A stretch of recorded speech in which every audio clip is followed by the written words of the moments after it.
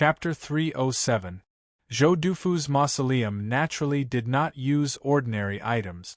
The wooden shelves that displayed the magical artifacts should have been made from the extremely expensive 5-colored pear wood. It was just that this number 1 expert under the starry sky clearly did not know much about antique. He only knew that 5-colored pear wood was extremely rare and resistant to insects, but he did not know that this kind of hardwood needed to be preserved in a moist environment. In the dry and cold environment of the mausoleum, it only needed a few decades to rot. The pile of rotten wood in the corner of the stone room might have been able to be sold for a sky-high price when it was in perfect condition, but now it was just a pile of worthless rotten wood.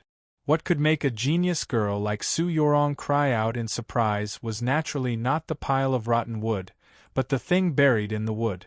Chen Chongqing walked over and picked up a magical artifact that looked like a ruler. He pushed aside the pile of rotten wood and discovered that there was also a magical artifact buried underneath. The magical artifact had a dark luster and was made of some unknown material. It was incomparably glossy to the touch and was very similar to the fossil of a strange tree that could be found by the sea in the west. "What is this?" He handed the black magical artifact to Su Yorong and asked. Su Yorong accepted the object and carefully examined it for a very long time. She slowly stroked it with her finger and finally said, "If I'm not mistaken, this should be White Emperor City's soul pivot." Chen Chongqing was somewhat surprised. He had never seen this name in the 3,000 scriptures of the Taoist canon. He asked, "Soul pivot?" Su Yorong returned the black magical artifact to him and used her eyes to indicate that he should keep it well. She said, "Yes, the most inconceivable magical power of the soul pivot is that it can control monsters. Even those legendary monsters that are about to step into the divine domain are unable to resist the orders of the soul pivot. The reason why the White Emperor clan was able to rule over the demi-human domain for so many years was because of this. Of course, this is also their greatest secret. Other than the White Emperor clan, very few outsiders know about it. If I had not seen a portrait from my elders, I probably would not have recognized it either."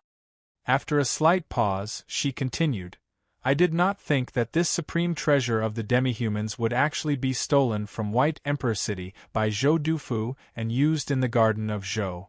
The reason why the monsters in that plain do not dare to approach the mausoleum, but they have silently guarded the mausoleum for several hundred years might be because of the existence of the soul pivot."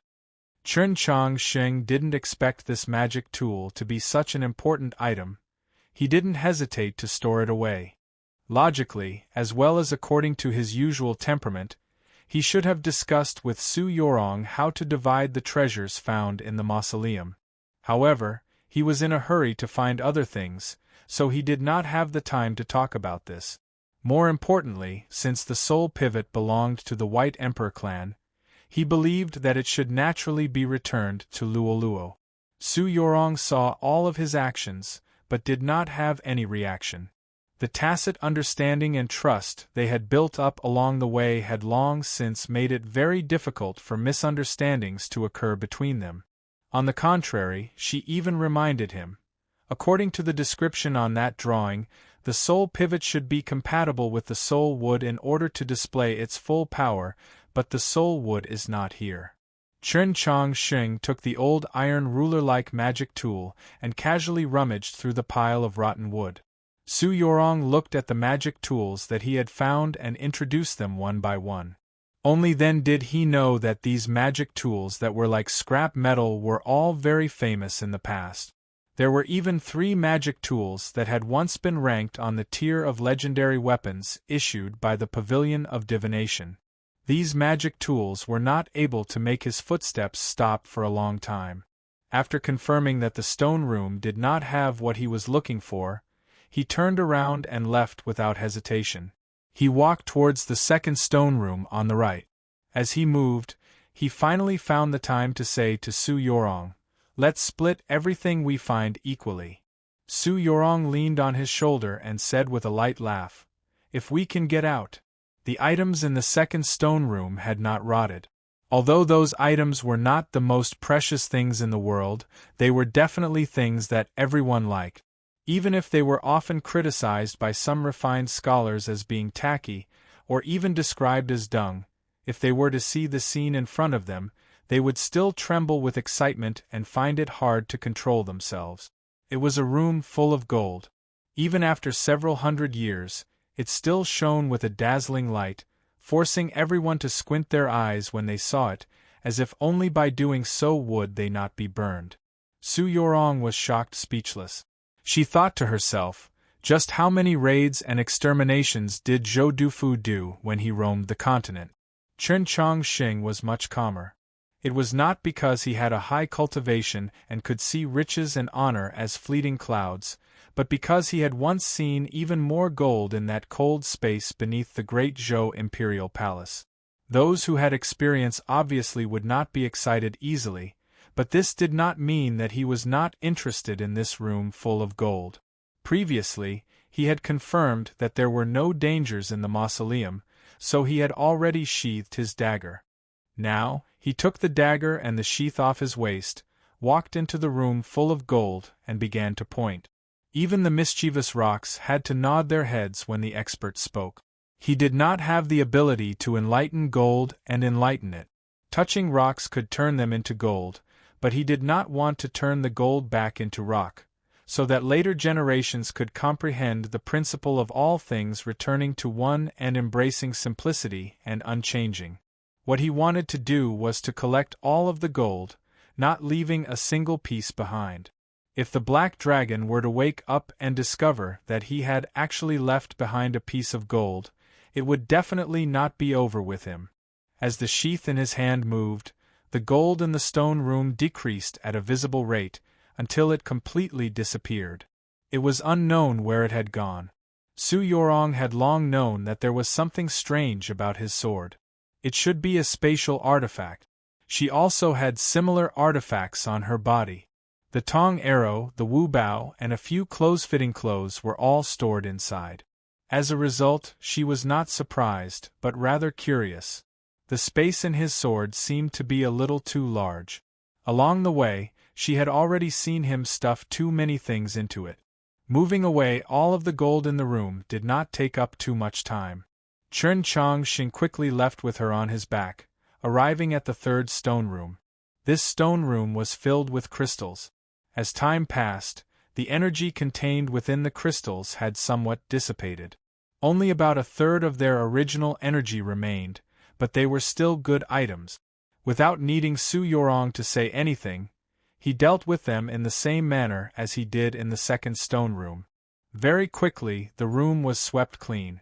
The fourth stone room was filled with various treasures. This time, Chen Chongqing's movements were even faster. Su Yorong only had time to blink her eyes. Without saying a word, those night pearls, corals, jadites, white jades, and other treasures were all collected into his sheath. It was to the point where she wondered if her eyes were playing tricks on her. Perhaps there were no such items in this stone room at all? The fifth stone room was filled with various secret manuals and cultivation method.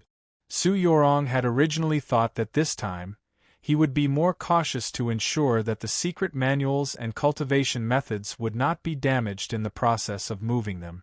It must be known that these secret manuals and cultivation methods belonged to the countless experts of the continent back then. They represented Zhou Dufu's countless battles. They were the history of the cultivation world. Their value and importance did not need to be asked. However, Chen Chongqing still left the stone room very quickly. He did not stay for a long time. Wherever the tip of his sword pointed, there was nothing. In his eyes, these secret manuals and cultivation methods seemed to be no different from worthless waste paper. Su Yorong did not understand. When he reached the entrance of the sixth stone room, he only took a glance inside before turning around and leaving. This kind of confusion reached its peak. She remembered that before, no matter if he was facing the room full of gold or the magical artifacts and crystals, his eyes were always so clear. There was not a hint of greed in them. There was not even a hint of the joy that everyone should have. When he took away the gold, crystals, and magical artifacts, he did not seem to care at all. It was as if he just took them because he saw them. Then what was he looking for? "Is there anything in this mausoleum that you must obtain?" she asked. Chen Chongqing did not answer her question. He did not have the time to answer her question. He ran between the stone rooms, his speed increasing. When he walked into the 9th stone room, Su Yorong noticed that his eyes finally lit up. Moreover, a hint of joy appeared. There were no shelves in this stone room. Many bottles and jars were placed on the floor extremely casually. Some of the bottles were made of celadone, while some jars were very similar to the crockery used to simmer chicken soup. Fortunately, they were not placed on the shelves, or else these bottles and jars would definitely have been broken. Chen Chongqing walked in front of these bottles and jars. His fingers slowly moved over them, and his gaze seemed to be extremely focused. Suddenly, his fingers stopped. He picked up a jade box. There was no label on the box, so it was unknown what was inside. The lid of the jade box was opened, and an extremely light fragrance floated out. He brought it up to his nose and sniffed it. After tasting it for a while, he confirmed that there was no mistake. The joy in his eyes spread to his face, and at the same time, his body finally relaxed. Su Yorong leaned on his body and felt it the clearest. She discovered that his 2 shoulders had clearly become much softer, and were no longer as stiff and tense as before. "What is this?" she asked. "This is a flowing fire pill." Chen Chongqing took out a pill from the box and said, "The main ingredient is the juice of the fire thorn. It has an extremely strong fire attribute, and can be ranked in the top 3 in the world. It has a miraculous effect on blood production, especially for you." After hearing this, Su Yorong was stunned. She remained silent for a very long time without saying anything. Only now did she understand why he was so nervous, why his footsteps were so hurried, and why he disregarded the crystals, treasures, and secret manuals. It turned out that he was in a hurry to find medicine for her. This moved her very much. She cultivated the way beyond the world, and what she wanted was to get rid of the mortal world. If she wanted her Tao heart to be clear, she could not be happy about things or grieve over people. So in the eyes of the world, she was very proud, very clear, and cold. She was a phoenix high above. She also thought of herself like this. She believed that she should not have these emotions that harmed her Tao heart, and that she would not be moved by anything. In this grassland, from that patch of reeds to this mausoleum, there had already been several times when she was about to be truly moved by him, but she had always used an unimaginable mental strength to control it. For someone like her, it was relatively easy to control sorrow and joy, and it was also very easy to control anger. However, being moved was a very special kind of emotion, and it was very difficult to control.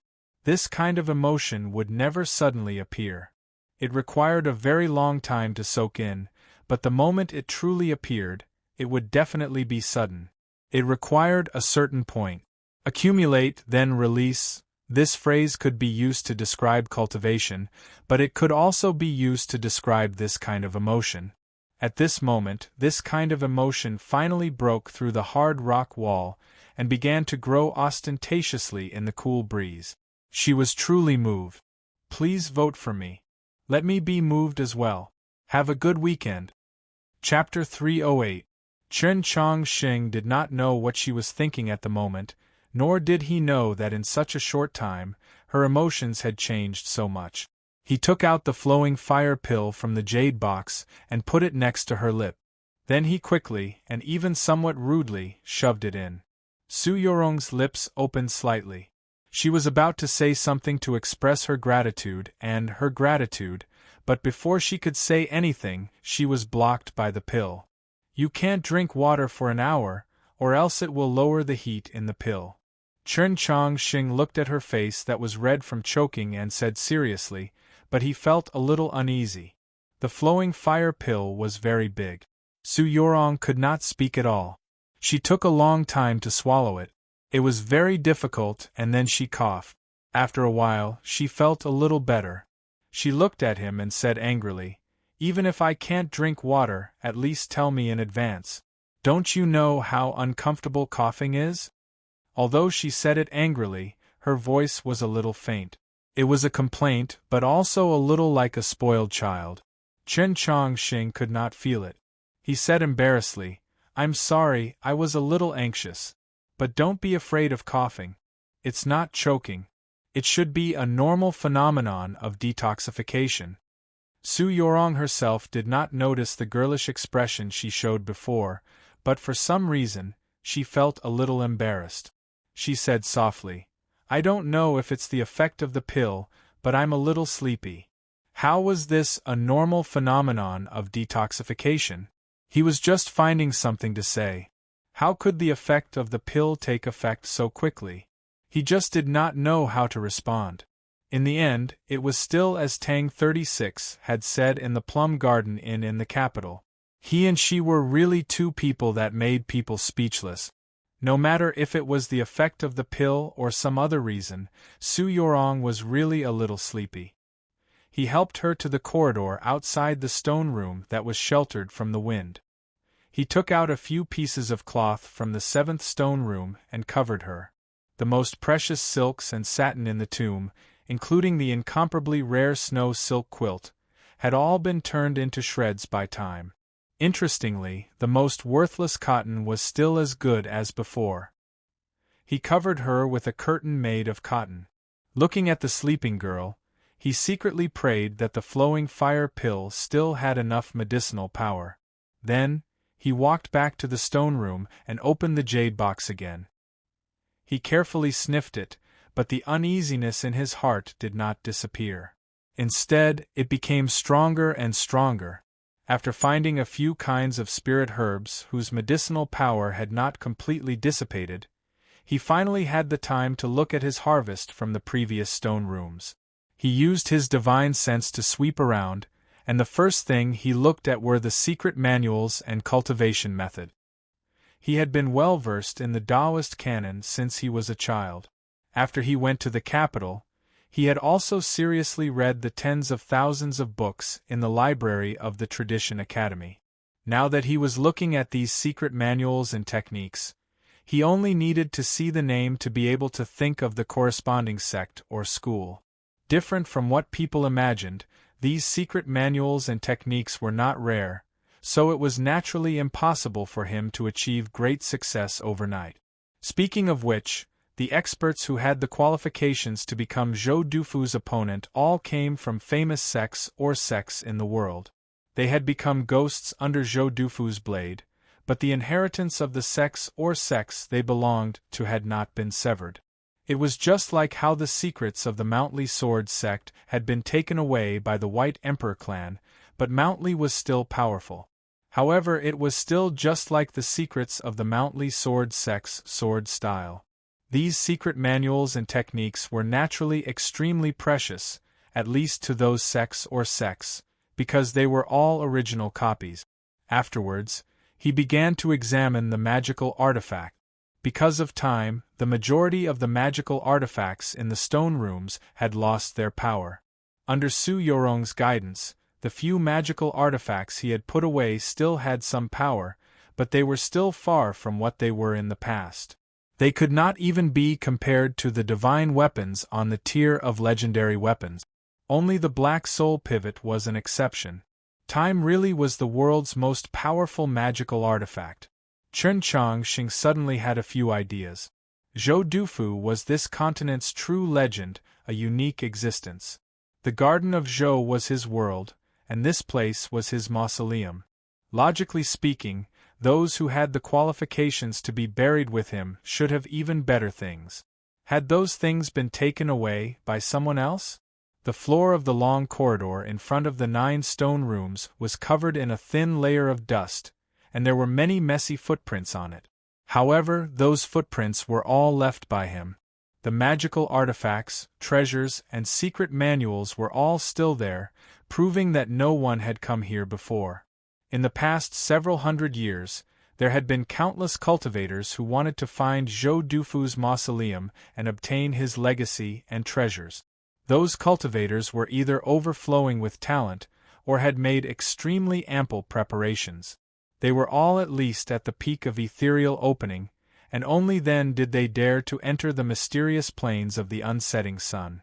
However, before they could reach this place, they died on the way.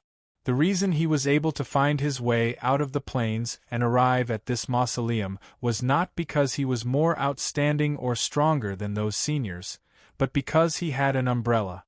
Thinking of this, he once again looked at the yellow paper umbrella in his hand. After walking into the mausoleum, he did not put away the umbrella. If he did not have the yellow paper umbrella and followed the faintly discernible sword intent to guide them, it would have been impossible for them to reach this place. It was even more likely that they would have already lost their way in the dangerous plains, and then become food for the monster hordes. However, how would he leave this place? Would he still have to rely on the yellow paper umbrella? Or would he have to find that sword intent? He always felt that the yellow paper umbrella bringing him here was the call of fate. Yes, he believed in fate. This sounded very absurd, because the reason he had come to the capital from Xining Village's old temple was to change his own fate. However, in the deepest part of his spiritual world, he truly believed in the existence of fate. He believed in the existence of fate even more than anyone else. There had to be a mountain in front of him, so that he could cross this mountain. There had to be a great undulating river, so that he could cross this river. There had to be a goal, so that he could advance towards it. There had to be fate, so that he could change fate. At the end of his notebook, Wang Jitsa said, "There is no fate." These 4 words could be said to be world-shaking, but to him, it was a whole new world. His view was different from Wang Jitsa's. It had to be different. He wanted to clearly see his own fate and then change it. If fate allowed him to meet so many people in the capital, and so many things, then finally brought him into the Garden of Zhou. Then in the Garden of Zhou, what kind of fate was waiting for him? The yellow paper umbrella had sensed that sword intent and brought him here, so there had to be some deep meaning hidden within. If he wanted to leave the Garden of Zhou, did that mean that he needed to find that sword intent? Was that sword intent in the sword pool? And where was the sword pool? After walking through the long passageway, he arrived outside the mausoleum. He stood on the high platform, his left hand supporting his waist, and his right hand holding the yellow paper umbrella. He looked at the grassland in front of him. It was already dusk, and the distant sun had already arrived at its fixed position every night, the edge of the grassland above the horizon. Under the warm red light, the boundless grassland seemed to be burning. The pools of water hidden in the grassland were like countless little mirrors, reflecting the appearance of the sky. Behind him was Zhou Dufu's mausoleum. If the person who saw this scene was a scholar who grieved over the changing seasons, he would probably feel even more sorrow and lament that everything in the world could not defeat time. However, he did not. The setting sun was still hanging on the distant edge of the grassland, but it suddenly began to rain around the mausoleum. He raised the yellow paper umbrella. Pa pa pa pa. The raindrops fell on the surface of the umbrella and turned into countless little splashes. They constantly jumped and then fell. He released his spiritual sense and extended it through the handle of the umbrella all the way to the surface of the umbrella. Finally, it jumped like those little splashes and left, dispersing into the grassland around the mausoleum.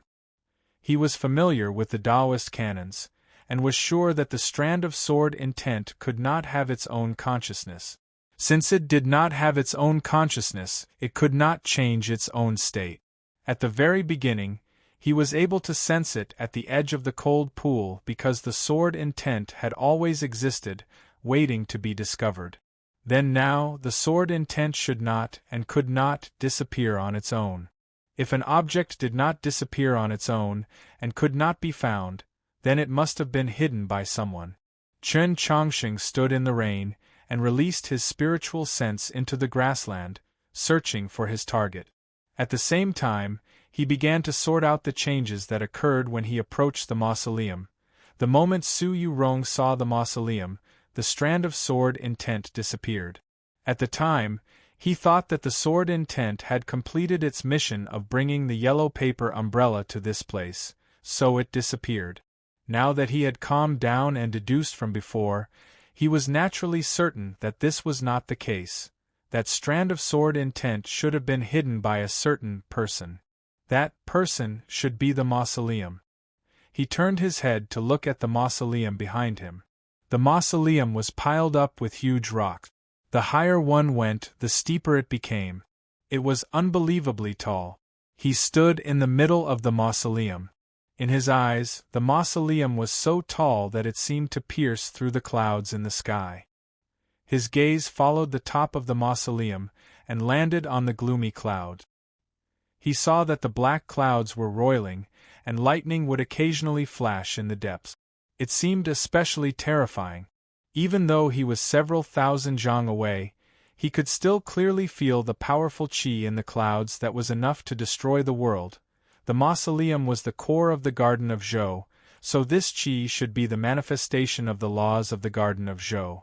The rain grew heavier and heavier, and the huge rocks in the mausoleum were all wet. Between every rock, there were countless thin waterfalls flowing. If someone were to look from outside the mausoleum, they would definitely feel that this scene was very spectacular, with a soul-stirring beauty. However, he, who was standing in the mausoleum, could only feel that it was soul-stirring. Naturally, he could not feel the beauty. If I have time, I should leave the range of the mausoleum's pressure, and see if that strand of sword intent will appear again. He thought silently, and then faintly heard someone call him. Holding the yellow paper umbrella, he walked into the mausoleum again. Su Yurong had already woken up. Her face was still pale, but she seemed to be better, and had recovered some of her energy. He asked, "You were calling me?"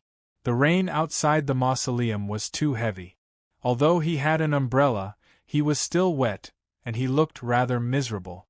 Su Yurong did not make fun of him. She shook her head and said softly, "You heard wrong."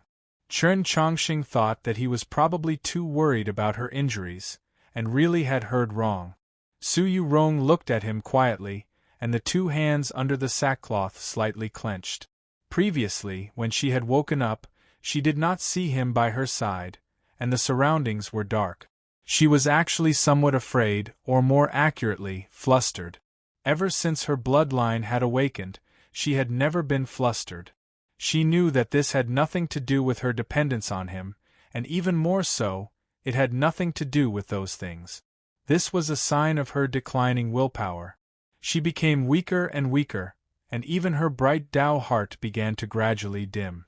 This was a sign of death. Chen Chongqing squatted down beside her, and extended his hand to take her pulse. After a long period of silence, he smiled and said, "Yes, the medicinal power is currently dispersing. Even if the poison is not completely removed, there shouldn't be any major problems." Lies were about 9 truths and 1 falsehood. Not a single word in his words was true. Su Yurong looked at his eyes and said indifferently, "Do you know that your smile is very fake?" Chen Chongqing's body slightly stiffened, and he laughed and said, "How can a smile be fake?" Su Yurong smiled and said, "It's not fake, it's stupid." Chen Chongqing pretended to be a little unhappy and said, "I just don't like your cold and proud tone. I will pay attention. At least, in front of you." Su Yurong said something that he did not expect. Chen Chongqing was stunned. Su Yurong smiled and continued, "But just now, your smile looked like you were crying." It was indeed very stupid, and anyone could see that it was fake. Chen Chongqing did not know what to say. He lowered his head, stretched out his hand, and pulled down the sackcloth to cover her feet. "That medicine is useless, right?" She looked at his eyes, and her expression was very calm, as if she did not know that his answer would determine her fate. The next chapter is still at 7:15 p.m. It feels like a draft. I'm really not used to it. I'm a little cocky. Also, these few chapters have been revised many times. I dare to let everyone take a closer look. Chapter 309. Time was truly an unimaginable monster. It could cause the strongest man under the stars to die, and it could also cause the most precious pills to become useless. Zhou Dufu may not have understood medicine, but the pills he collected, no matter the environment or the tools he used, were all very particular. But even so, there was still no way to preserve the efficacy of the pills after hundreds of years.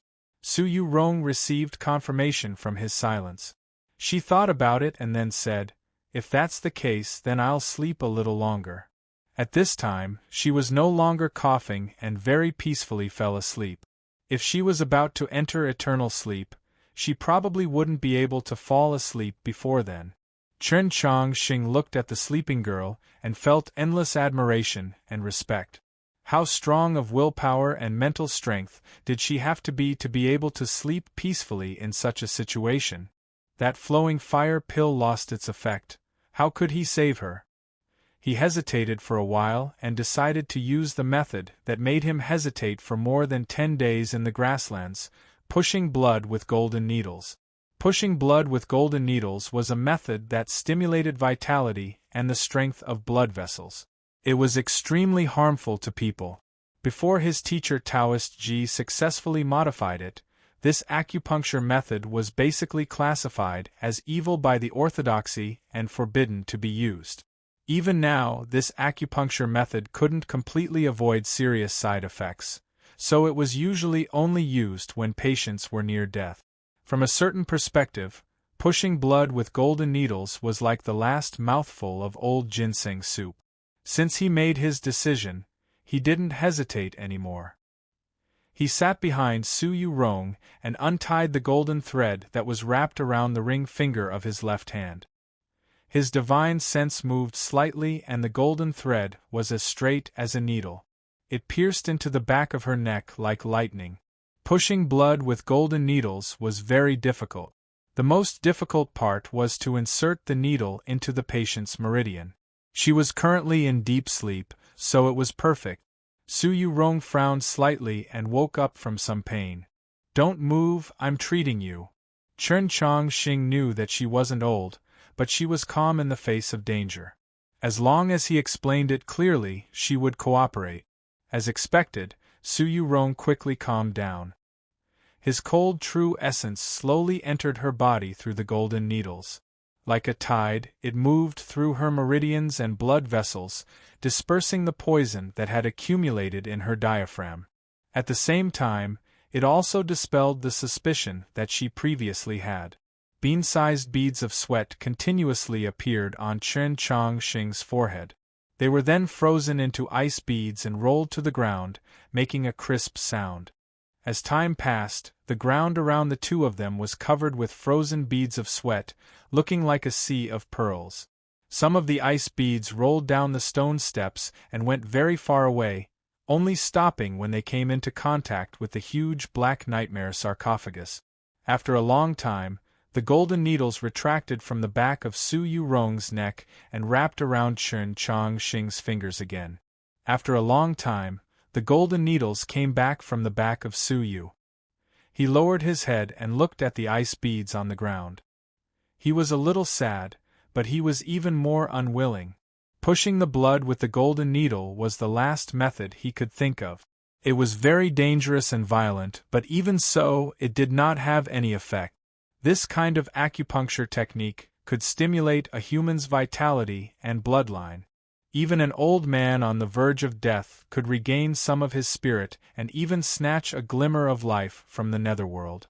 However, this method had no effect on Su Yurong. Her blood vessels had already dried up.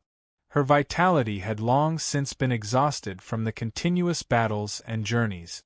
Without wood, no matter how high the temperature of the flame was, how could it be ignited? "I'm sorry." The one who said this was not Chen Chongqing, but Su Yurong. She looked at him and smiled. "Although I don't understand medicine, I know that the method you used just now was very impressive. It's a pity that my patient is too disappointing." This was the truth. Her sacred light technique had saved many people in the Garden of Zhou, but it was a completely different matter from medicine. Chen Chongqing raised his head and looked at her slightly swollen but still elegant face. His mood was very gloomy. Your essence blood has already been exhausted. Other than replenishing blood, there is no other method. However, we tried a few days ago. Your blood vessels are rather special. The blood of monsters is meaningless to you. I even believe that other than your own blood, no other blood is meaningful to you. Then, even if we can leave the Garden of Zhou, we might not be able to cure you. He explained the current situation very honestly to her. Explaining why she had died to the girl who was about to die had nothing to do with his respect for her powerful willpower. Instead, it was because he had a powerful and even stubborn attitude towards death. People did not know how they came to this world, so when they left this world, they should be clear-headed. Only then would it not be a wasted trip to this world. He did not explain his thoughts to Su Yurong. However, Su Yurong was not sad, nor did she vent her anger on him. As if she understood what he meant, she smiled and said, "But if we can leave the Garden of Zhou, at least you can survive." After coming to the mausoleum, Su Yurong often smiled, but her smile was actually very weak. Chen Chongqing could not even bear to look at it. "I haven't found a way to leave the Garden of Zhou. I don't know if this will make you happier." He looked at her and said with a smile.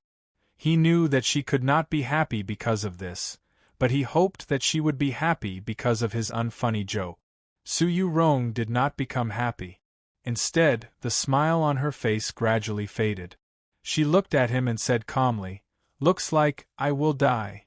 Because of this sentence that was not the first time he had heard it, Chen Chongqing suddenly felt as if his chest had been fiercely smashed by a rock. He felt extremely sad. He remembered that night she had said that she was only 15, the same age as him. To be in the prime of one's youth, yet one's life had come to an end.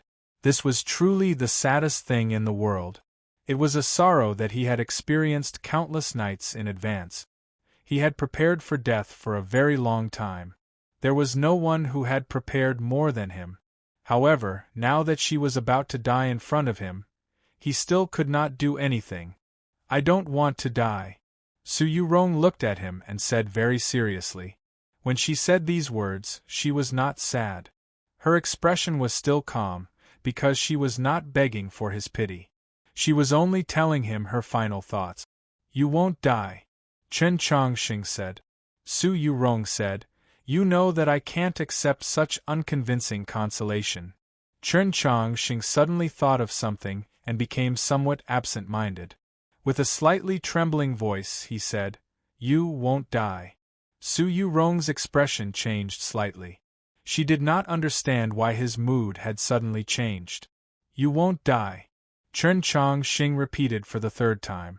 However, this time, his voice was abnormally calm and certain. His clear eyes were incomparably bright. Su Yurong thought that he was a little crazy. She said, "You don't need to bear any responsibility for my death." Chen Chongqing said, "But I don't want you to die." Su Yurong used a tired voice to tease him. "Could it be that you're a god? If you don't want someone to die, they won't die?" "Yes." Chen Chongqing's clear voice reverberated in the spacious mausoleum. It was that certain. Su Yurong stared at him blankly. He began to laugh. He did not know why fate had brought him into the Garden of Zhou, and then to this mausoleum. Was it because of that sword intent, or was it something else? However, he now knew one thing: perhaps he could change this girl's fate.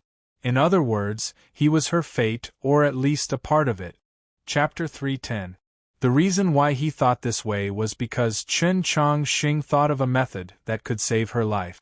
The 3,000 scrolls of the Way didn't mention this method. There were also no related records in medical knowledge. This method had never been used by anyone. It sounded ridiculous and unreasonable, but he felt more and more strongly that this method might be useful. If his guess was true, then just like what Su Yurong said, Whoever he didn't want to die, that person wouldn't die easily.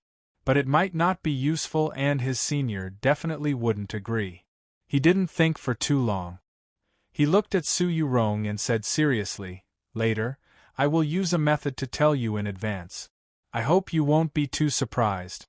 Su Yurong saw that his eyes were clear and also became serious. She asked, "What method?" She wasn't afraid of death, that's why she was so indifferent before.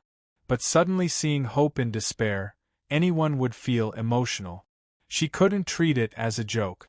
She had to be careful. "Do you know how to save a dead horse?" Chen Chongqing looked at her and asked with a smile. This is a very famous proverb. She thought he used it here to make a joke. She looked at him helplessly. She told him many times on the road that he didn't have the talent to make jokes. Why did he have to make things difficult for himself? You can only save a dead horse. You don't have blood, so I will give you blood. Chen Chongqing started to roll up his sleeves. Halfway through, he realized that the stacked cuffs were in the way, so he took off his clothes.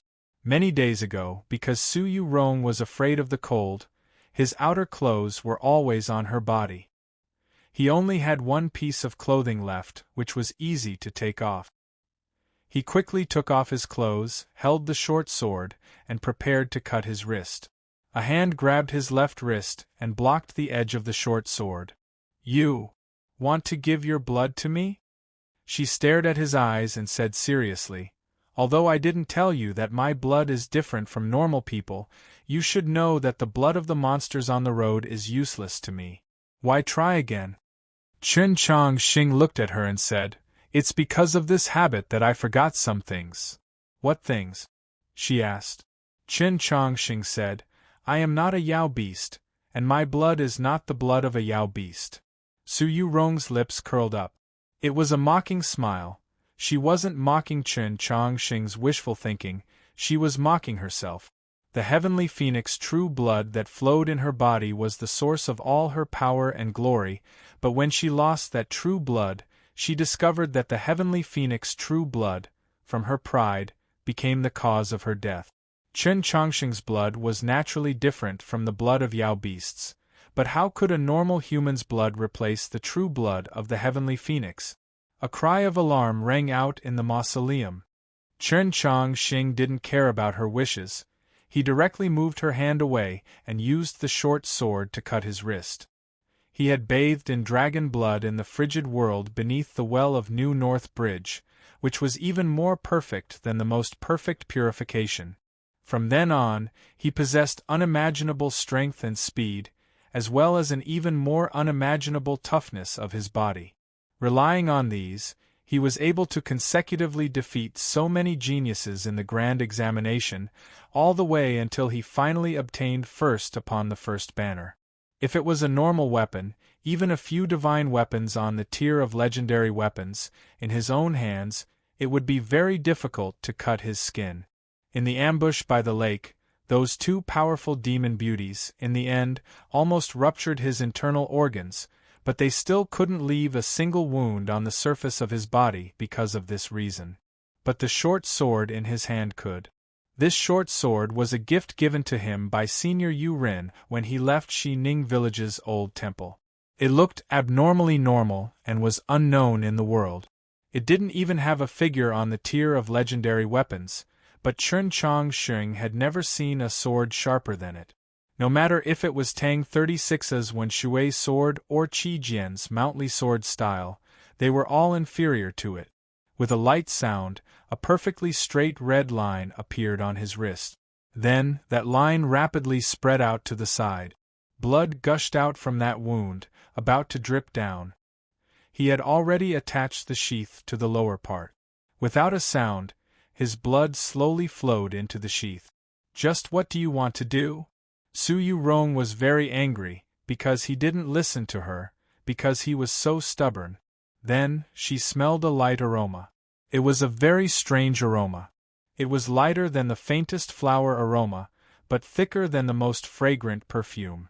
After that aroma was smelled, it would undergo countless changes. Sometimes it was thick, sometimes it was thin, sometimes it was clear, sometimes it was thick. Sometimes it was the fragrance of a flower, sometimes it was like honey, sometimes it was like a fruit that just came out of the garden, still green, but already had an aroma. What was this aroma? She looked at Chen Chongqing's wrist, and confirmed that this aroma came from his blood. Chen Chongqing's blood flowed more and more, and the aroma also became thicker and thicker. As time went on, she felt even more. It was the evilest temptation, but also the purest sweetness. The oldest, but also the freshest. It was extremely beautiful. It was a very complicated and lively aura of life. It was an unimaginably strong life force. Su Yurong looked at Chen Chongqing and was so shocked that she couldn't speak. You should know that even Zhou Dufu's tomb couldn't give her such a big shock. What was this blood? Just who are you? Are you human? While thinking about these things, she fainted. It wasn't because seeing this scene in front of her and smelling this blood made it hard for her to bear the mental shock, but because before this, Chen Chongqing had already silently inserted the golden needle into her He-Gu point. He explained to her how he would save her, just to tell her about it, but it didn't mean that he needed her to watch him do it. In order for her to maintain a calm state of mind, letting her fall asleep was the best choice. At the same time, this could also ensure that she wouldn't disturb this process. It should be known that every drop of his blood was very precious. The most important thing was, he didn't know how she would react after smelling his blood. Time passed slowly, the blood on his wrist gradually coagulated, and the wound gradually closed. He had never done this kind of thing before, and he didn't know if the blood in the sheath was enough. To be safe, he didn't hesitate to pick up the short sword and cut the wound again, even deeper. It was a bit painful, but it was still within an acceptable range. Like this, he repeated it 4 times. Blood flowed from his wrist into the scabbard. After a long time, he thought that it should be enough, right? Suddenly, the scene in front of his eyes became a bit blurry. Was it because he was scared of blood? Why didn't he notice it before? After a while, he woke up a bit and realized that it wasn't because he was scared of blood, nor was it because he was starving. The reason was because he had lost too much blood. The next thing he needed to do was to inject this blood into the girl's body. He used a piece of cloth to tightly tie the wound on his wrist, ensuring that it wouldn't affect his movement and wouldn't let the blood flow out. Then he walked to Su Yurong's side and opened the front of her clothes, revealing her white neck and smooth shoulders. The fingers of his left hand lightly touched her skin, while his right hand held the short sword and slowly followed. A vibration that was no longer clear, not to mention strong, and seemed very weak, transmitted from her skin to his fingertips. It was here. He held the short sword, pressed it against that place, and slightly pushed it in. These few days I have been away from the city, but I can still do 2 chapters a day, thanks to everyone's supervision.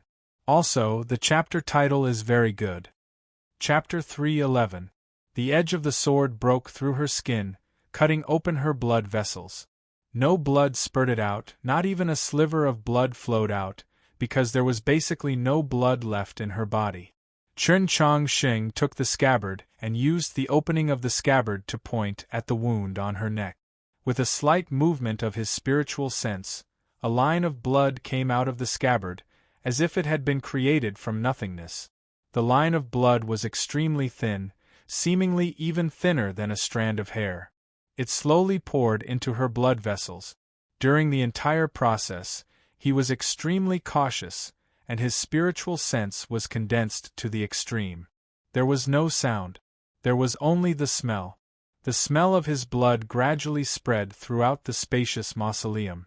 After an unknown amount of time, he put away the scabbard. His right index finger faintly emitted a chill, and he pressed it against Su Yurong's neck. After a while, confirming that her blood vessels and wound had been sealed by extremely fine ice shards, he began to treat his own wound.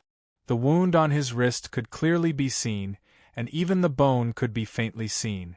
It slowly healed, or perhaps it was sealed by ice. There were still some blood stains beside the wound. He remembered what his senior brother had told him in private. After a moment of hesitation, he raised his wrist to his lips and began to carefully lick it, just like a young beast licking its milk. Back then, his senior brother had once told him that if he was injured and bled, he must use this method. Only by eating the blood into his stomach could the smell of the blood not continue to spread. Other than that, no matter how much water was used to wash it, how much sand was used to bury it, or even if he burned it with fire, the smell would not disappear. This was the first time Chen Chongqing had tasted his own blood. In the previous battles, he had almost spat out blood many times, and then forcefully swallowed it down. However, at that time, the blood was only in his throat, but this time, the blood was on his tongue. As it turned out, his blood was sweet. He thought to himself, the taste really was very good. It really was delicious. It really was delicious. He still wanted to eat some more. Suddenly, he woke up. His entire body was covered in sweat, which then froze into frost. Previously, he had actually licked faster and faster, harder and harder, like a young beast greedily licking the milk mixed with the blood of its dead mother. If he had not woken up so quickly, he might have even licked the wound on his wrist open. The mausoleum was deathly silent. Only after a long time would there be a light breeze. The frozen beads of sweat on the ground rolled slowly, making a rolling sound. He leaned against the stone pillar tiredly, his face unusually pale. Because he had lost too much blood and also because of fear.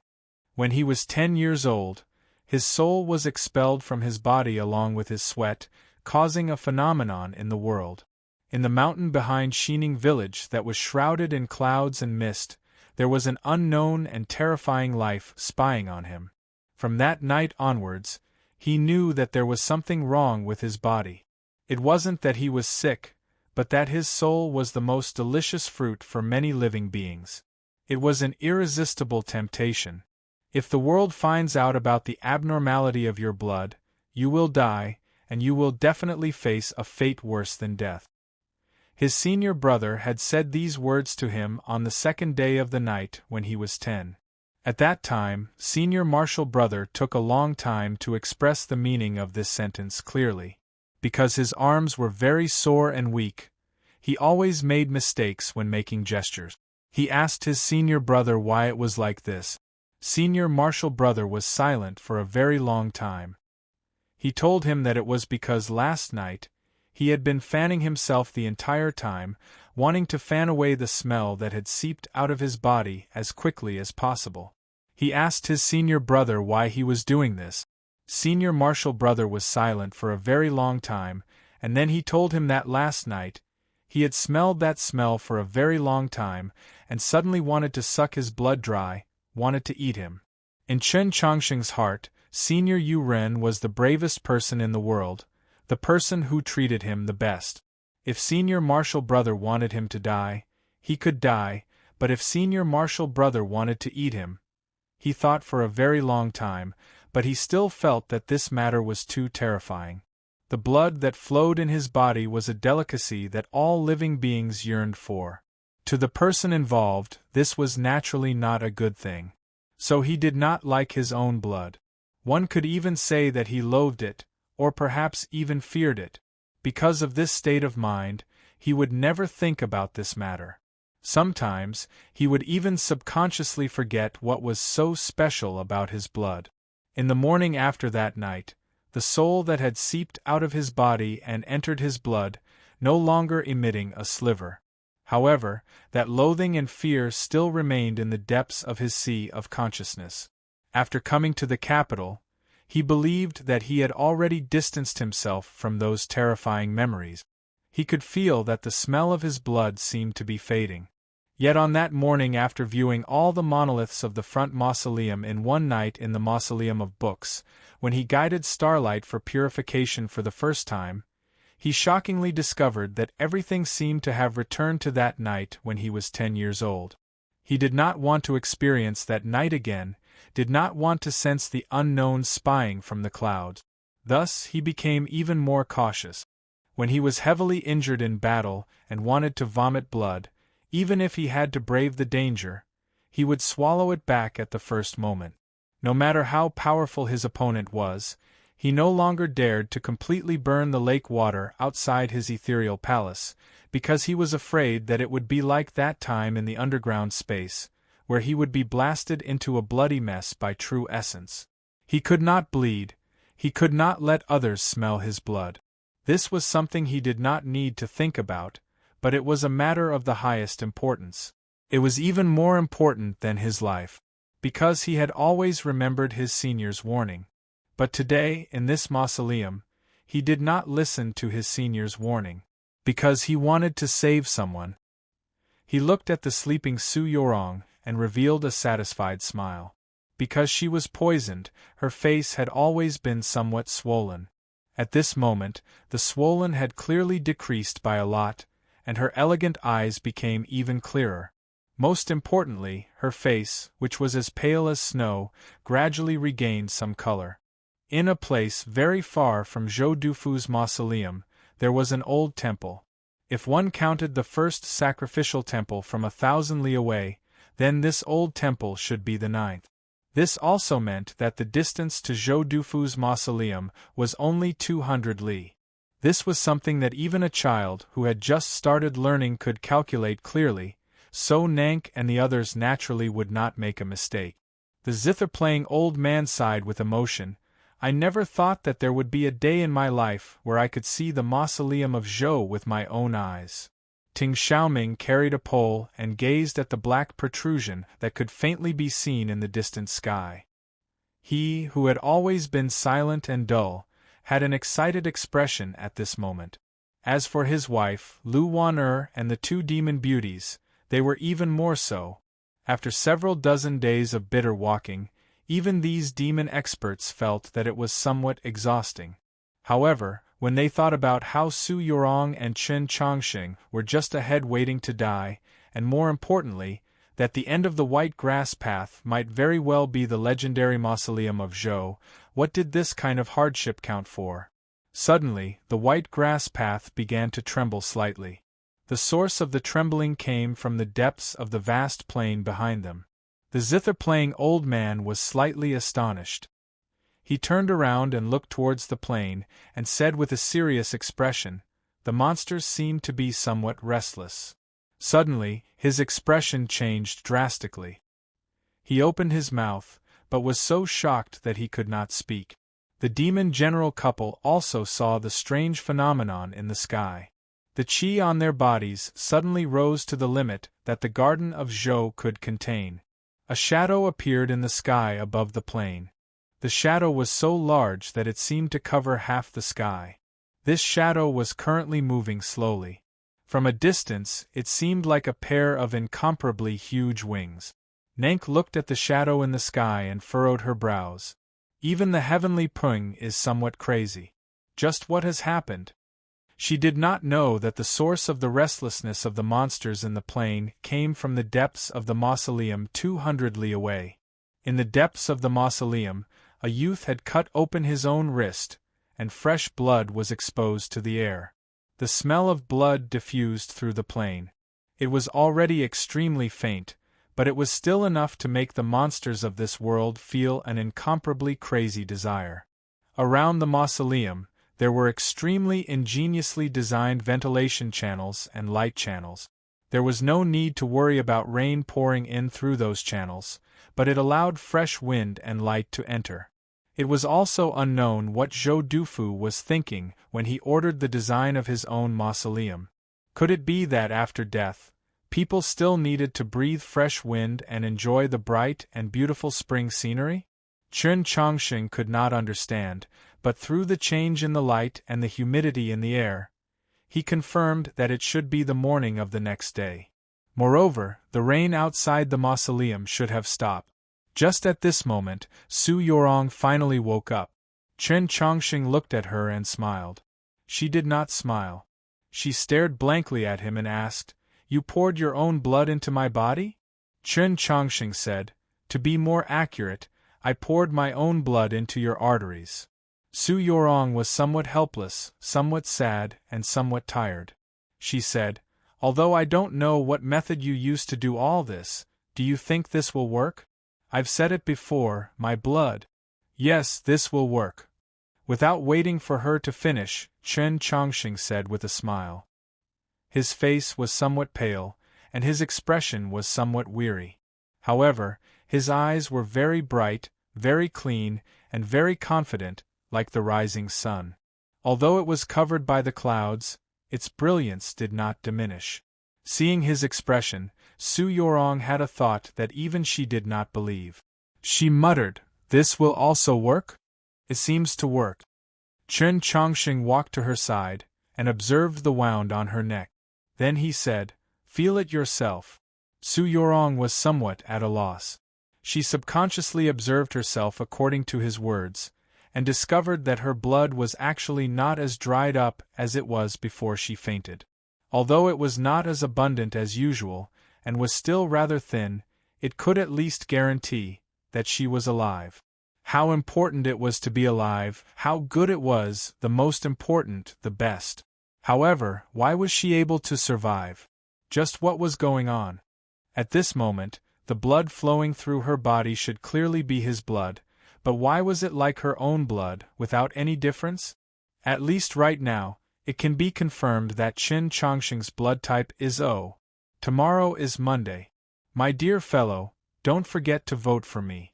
Thank you. Chapter 312. She thought of the scene before she fainted, as well as the unforgettable smell.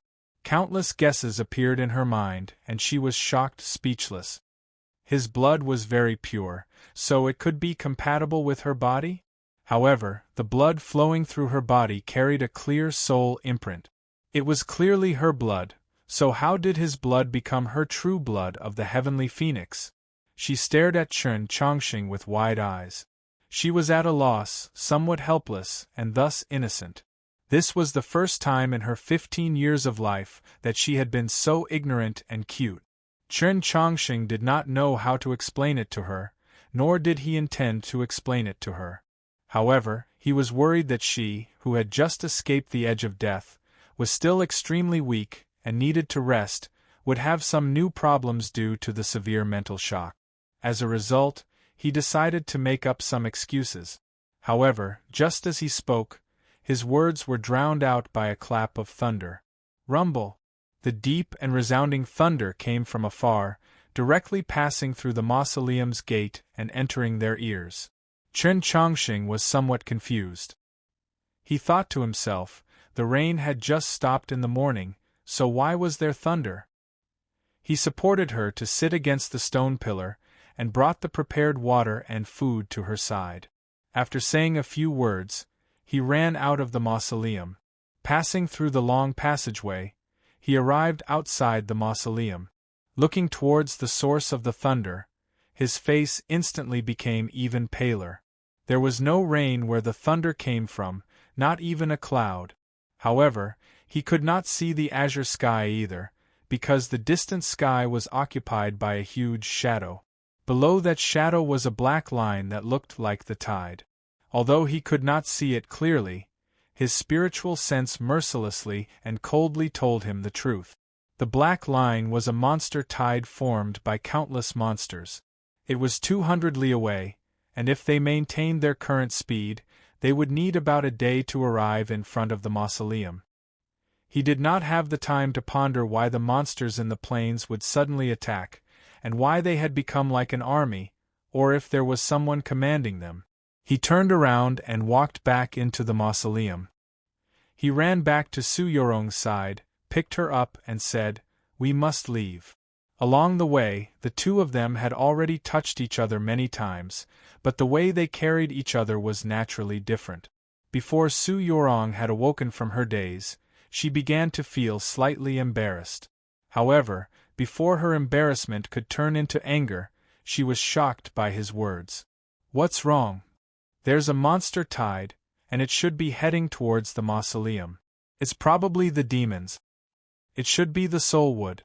In just a few sentences, the two of them had exchanged enough information and made their own judgments. Chen Chongqing carried her and ran out of the mausoleum. At this moment, The black line formed by the monster tide still seemed to be far away on the horizon. It had not moved at all, but he knew that those terrifying monsters had gotten a little closer. Su Yorong finally saw this spectacular scene. She did not panic and directly asked the most important question: "Where are we going?" The onslaught of such a terrifying beast tide, not to mention their current injuries and exhaustion, even if they were at their peak and had their tools by their side, they still wouldn't be able to deal with such a situation. Just as Chen Chongqing had said, leaving was a must. But where could he go? This plane was mysterious and dangerous. If it were not for the guidance of the yellow paper umbrella, it would have been impossible for them to reach this mausoleum, and the direction of the yellow paper umbrella came from the sword in tent. Although Su Yorong did not know the inside story, she had already deduced that the umbrella would only point in the direction of the mausoleum. If they left the mausoleum and walked into the plain, the yellow paper umbrella definitely would not be able to point them to a second destination. They would definitely get lost in the plain and die like those senior experts. Fortunately, the following scene saved them from this problem. Of course, using the word good here was not very appropriate. In the plains around the mausoleum, they all saw the black line of the monster tide. All the directions to leave had already been cut off. Chen Chongqing did not say anything for a long time. Originally, he still had many questions. How did the monster tide form? Did they enter Zhou Dufu's mausoleum and set off some sort of restriction? Along the way, why did no monsters attack them? Why did these monsters seem to be under someone's command? However, Su Yorong had already given the answers to these questions. Nank forbade those monsters from attacking us because she wanted to find Zhou Dufu's mausoleum by following us. The sole pivot in the mausoleum came from White Emperor City. It could command and control monsters, but the crucial soul wood was not in the stone room. Now that they thought about it, the soul wood should be in Nank's hands. As for why it was like this, it was something they did not need to worry about right now. There were countless monsters in the black line, and many of them were unimaginably strong. Even from a distance of 200 li, even he could sense that the qi emitted by some of the monsters was actually on par with human star condensation experts, not to mention the terrifying true body of the shadow in the sky. He asked, since she can control monsters, then she can completely let the monsters lead the way. Why is there a need to follow us? Su Yorong said, the soul wood might need to be together with the soul pivot in order to display its full effect, or for some reason, she is unable to communicate with those monsters. Those monsters will only fight with her, but they will not do anything else. After saying that, the two of them fell silent again. The black line formed by the monster tide surrounded the mausoleum. Even if they were experts at the peak of star condensation, it would be very difficult for them to break through. At this time, there was really no meaning in carrying out this analysis. The grassland after the rain was slightly cold. The green trees that grew out of the cracks in the mausoleum were very short and could not block the wind. When they brushed against their faces, it was slightly cold. Chen Chongqing looked at her and said, "Let's go back." Since they could not leave, guarding the mausoleum became the best and only choice. Su Yorong said, I don't want to die in someone else's grave. Chen Chongqing considered the problem in a much more worldly manner. He said, but it's a little cold outside. Su Yorong took out the tong bough from somewhere and stuck it into the cracks in the rock. With a rustling sound, countless green leaves grew out of the longbow. They fluttered in the wind, but they completely blocked the cold wind outside. When Chen Chongqing woke up in the cave, he did not see the tong bough turn into a green tree. This was the first time he had seen it. Feeling the powerful defensive qi, he said in shock, "It's actually the Tong Palace?" Su Yorong was slightly moved. She thought, are you really a secret sect disciple of the Snow Mountain sect? How do you have so many secrets on your body? You can actually see that this is the Tong Palace with a single glance? When Chen Chongqing carried her out, he did not forget to wrap the sackcloth around her body. At this moment, He spread the sackcloth on the ground and helped her sit down. He said, "Since you don't want to go in, it's fine to look around here. It would be difficult to escape with one's life. It would still be a road to death." Su Yorong, who had just walked past the edge of death, saw her true nature. Her state of mind was unprecedentedly clear. She did not think about the secrets Chen Chongqing was hiding. She was calm and indifferent. "If I had known it would be like this, I wouldn't have done those things before. It's such a waste." Chen Chongqing did not agree with her view. He said, "Being able to live even a moment longer is good. Let alone a day, even if it's an hour, a breath, or even a moment, it's all good." Su Yorong felt his sincerity. She thought to herself, this was a person who loved and cherished life. Only this kind of person would be so kind, right? He really was a good person. "Thank you for your blood." Thinking about the scene she had seen and the smell she had smelled, even though she was in a tranquil state of mind where she had just seen her true nature for the first time, her expression still changed subtly. She looked at him with a somewhat complicated gaze. "I know what you're thinking." Chen Chongqing was silent for a while and said, "There's a problem with my blood. I don't know what the problem is, but anyone who smelled my blood, or any other life, wants to eat me. No one can resist this temptation." Besides the fact that his meridians were broken and his life was dim, he would die at the age of 20. This was his biggest secret. He never said it to Luo Luo or Tang 36, but at this moment, he said it calmly in front of Su Yorong. This did not mean that his trust in this girl had surpassed Luo Luo and Tang 36. It was because the current environment was special and the situation was special. It was just like when he first saw the black dragon in the underground. Under the pressure of death, people were always willing to say something. Hearing his words, Su Yorong said, "I don't have that kind of thought." Chen Chongqing laughed and said, "What a competitive girl. You don't want to drink my blood and eat my flesh. It's not something to be proud of. Also, don't forget that I knocked you out." Su Yorong didn't get angry at his words. She smiled and said, "Then why do you want me to believe your words? You should have felt it just now." Chen Chongqing thought about how he almost lost his mind and drank all his blood. He thought to himself, "I also felt it." Then he said seriously, "Also, this is what my senior said. I believe him." Su Yorong was a little surprised. "You have a senior?" Chen Chongqing was helpless and said, "I still have a master." Su Yorong didn't like the way he spoke. She said with slight annoyance, "Smooth talker." Chen Chongqing had to admit, "I was influenced by a friend." "You, such a boring person, also have friends?" Su Yorong joked.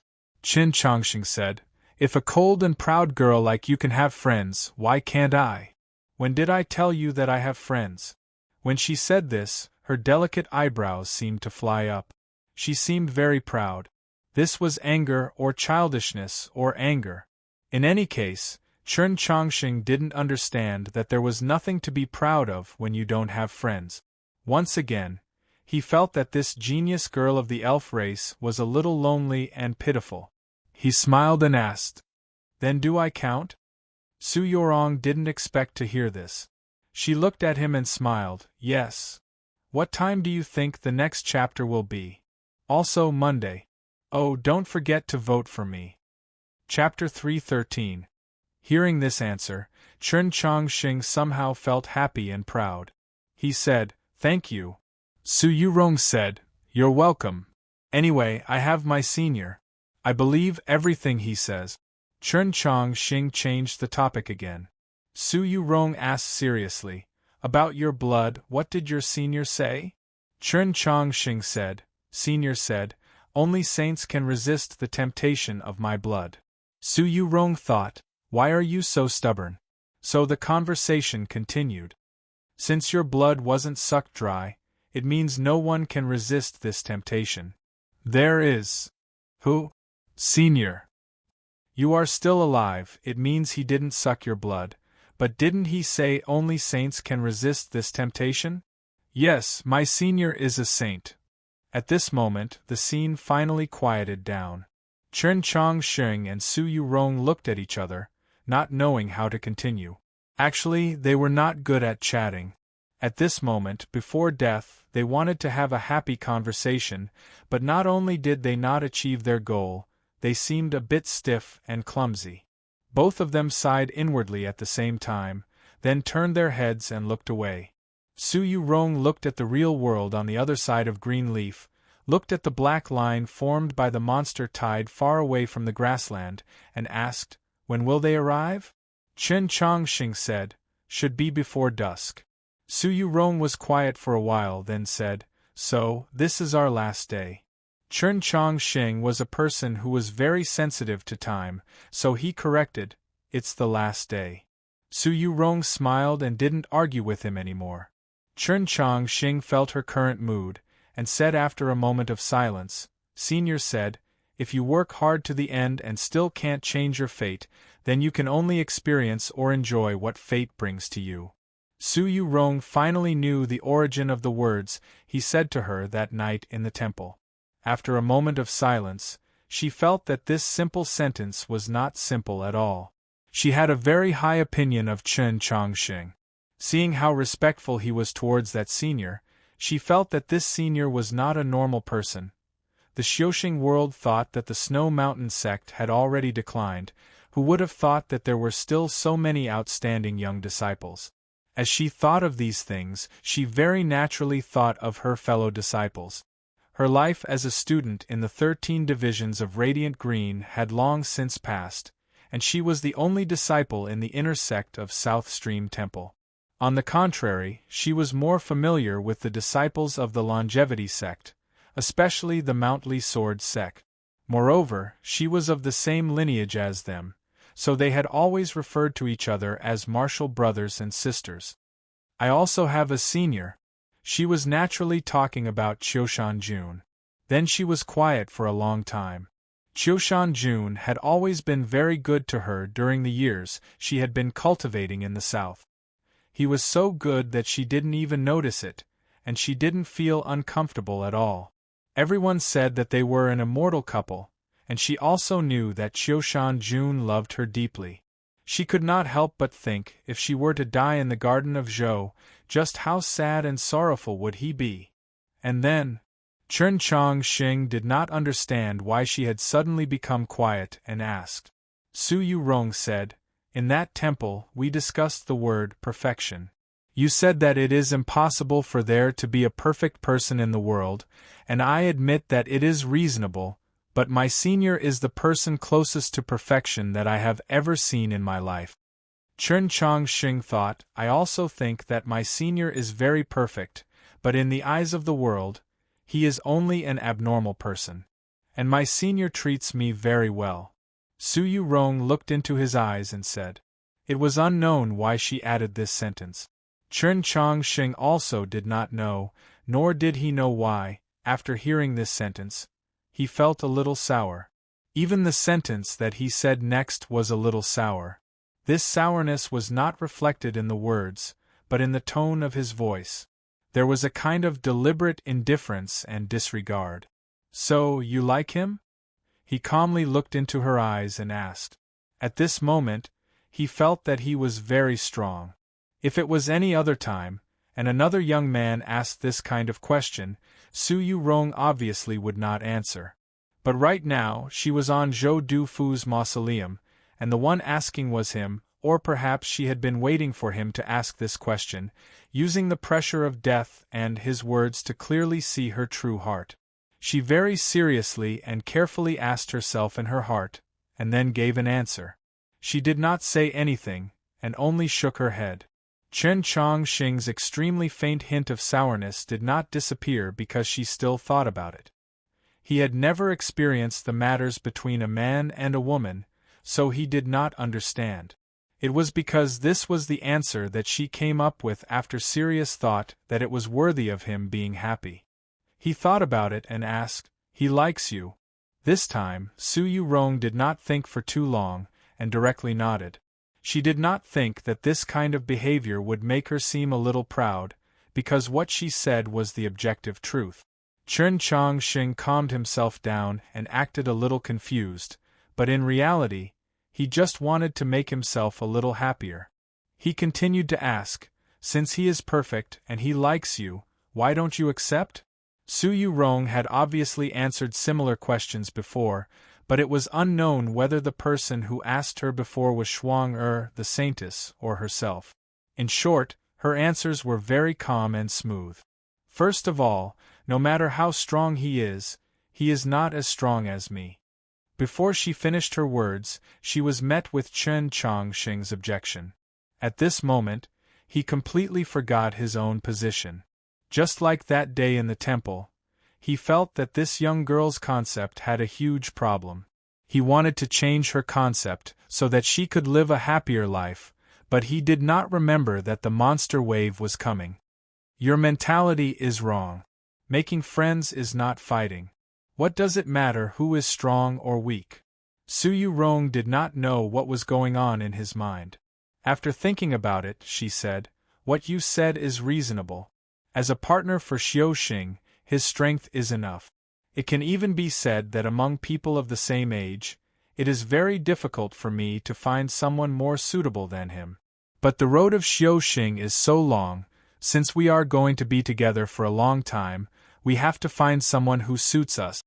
Chen Chongqing looked at her bright eyes and said seriously, "I support you." Su Yurong smiled and did not say anything. She thought to herself, this kind of thing does not need other people's support. Those are all very good people, but I just do not like them. Senior is good in everything, but I just cannot be moved. This is the only reason.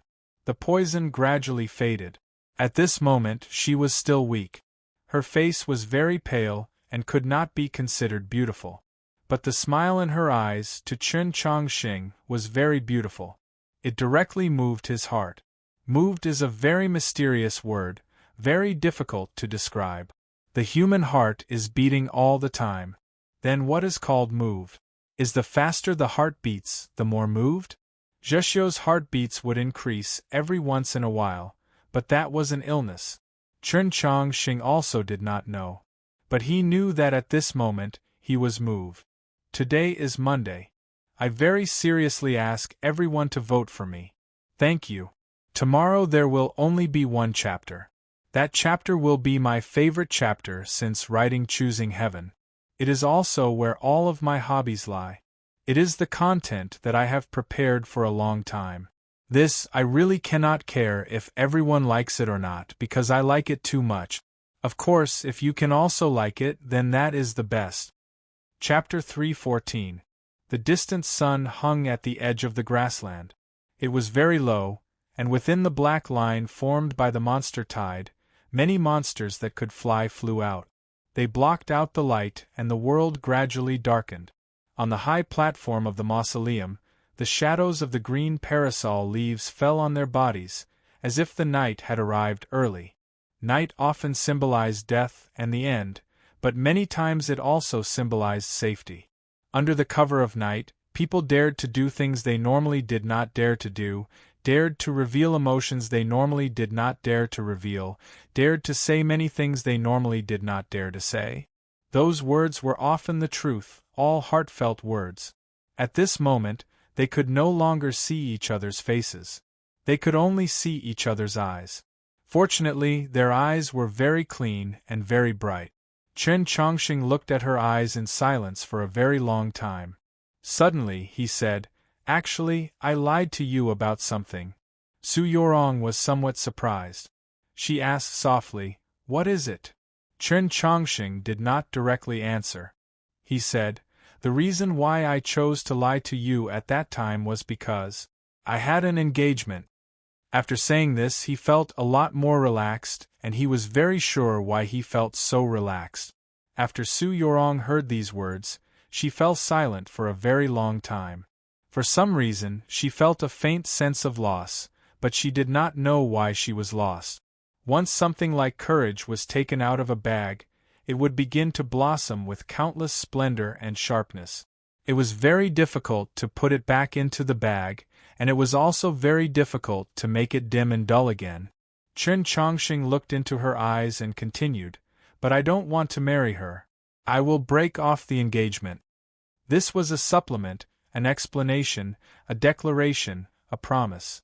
Although nothing had happened between the two of them, and he had no idea what she was thinking, but since he had been moved first, then he had to do it cleanly.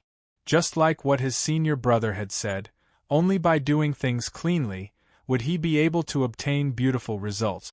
Su Yorong felt that his eyes were too bright. She lowered her head, and thought somewhat angrily in her heart, "Why did you tell me this?" Then, strangely, she thought of her fiancé. That guy used all methods just to marry her. Yes, even now, she could not help but admit that her fiancé was very outstanding, even more outstanding than she had imagined. However, that guy's schemes were too deep and too fake. He was nowhere near as sincere and reliable as this disciple of the Snow Mountain sect. Why did she compare him to that guy? She suddenly thought of this and felt slightly flustered. She asked, "Why don't you want to marry that woman?" She asked this question in order to hide the changes in her emotions and not think about those embarrassing things. She really wanted to know what kind of woman he liked and what kind of woman he didn't like. Chun Chong Xing was silent for a while and said, "My fiancé is very famous on my side." Su Yorong thought to herself, in the bitter cold land of the Northwest, those aristocratic families of the past had already declined. In the end, it was just a narrow place. No matter how famous they were nothing more than this. She didn't understand. She is very proud. Chun Chong Xing thought about it seriously. Although he hated that girl, he didn't want to say too many bad things about her in front of other girls. After thinking about his words, he continued, "Maybe it's because of her family background. She grew up in a different environment, so she's really proud. It's not that she's arrogant, but it's that she's used to dealing with everything from a higher position, including me." Su Yorong had never liked those arrogant young ladies from aristocratic families, so she said, "You mean to say that she looks down on you?" Chun Chong Xing nodded. Su Yorong thought to herself, this person's talent was so outstanding, his knowledge was so vast, and his personality was so sincere. For that fiancé to look down on him, how arrogant and stupid was she? How bad was her vision? He said, "Actually, what I dislike the most is her pretentious and virtuous attitude. We all grew up eating grains, we're not immortals who eat wind and dew." Su Yorong agreed with his words. Every time she saw those senior and junior sisters of South Stream Temple's outer sect wearing white veils, walking silently, their skirts not swaying, looking at the world with no pretense, not eating the food of mortals, she felt uncomfortable. Therefore, she often sat alone on the cliff, and every once in a while, she would go to the small town to play cards and find some joy in life. But then, for some reason, she agreed to this engagement. Chun Chong Xing continued, "Actually, I know what she's thinking.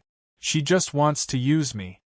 Su Yorong thought to herself, it was probably after he entered the Snow Mountain sect's secret sect and began to display his talent, seeing that his future was limitless, that his fiancée changed her mind. Thinking of this, her evaluation of that woman became even lower, even somewhat shameless. Arrogant, stupid, terrible vision, those could all be saved, but this was a problem of morality. It's fine if you don't want this kind of woman. Breaking off the engagement is the best choice. She looked at Chun Chong Xing and comforted him, somewhat sympathizing with his situation. "Yes, I also think so. Especially right now, I feel even more that breaking off the engagement is the right choice." Chun Chong Xing said this while looking at her. This sentence was said for her to hear. Su Yorong looked at his eyes that were becoming brighter and brighter, and heard the slight tremble in his voice. She could not help but be stunned. She was an incomparably intelligent woman, so how could she not understand what this represented? She once again felt somewhat flustered, and became more and more flustered. She remembered that she also had an engagement, but she did not tell him. She thought this was the reason for her flustered heart, but she did not understand that at certain times, if one's heart moved too quickly, it would be easy to fluster. The sky was gloomy, the wudong leaves gently drifted, and the numbness gradually warmed. The high platform of the mausoleum was like night. For a very long time there was no sound. Actually, I also have an engagement.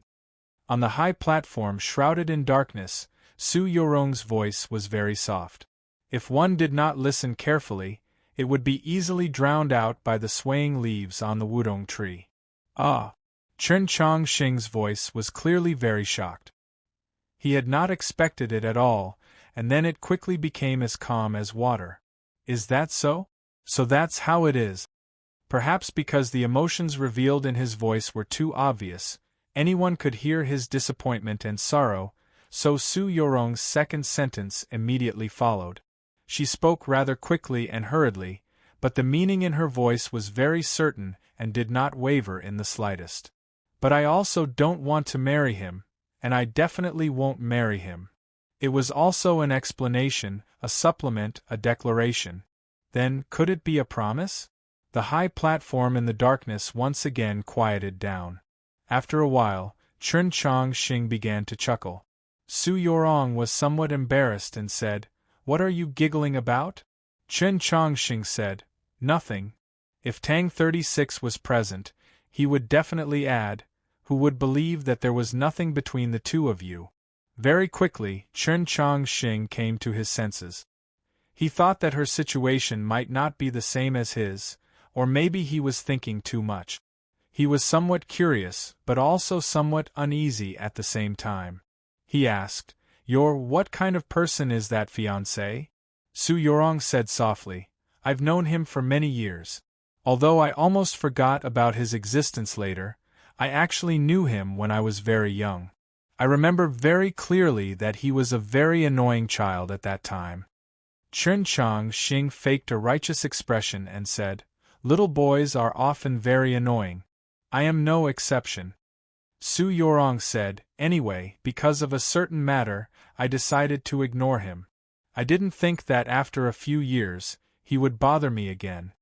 Chen Chongqing thought that this kind of behavior was indeed somewhat lacking in self-respect. On our side, an engagement is a very important matter.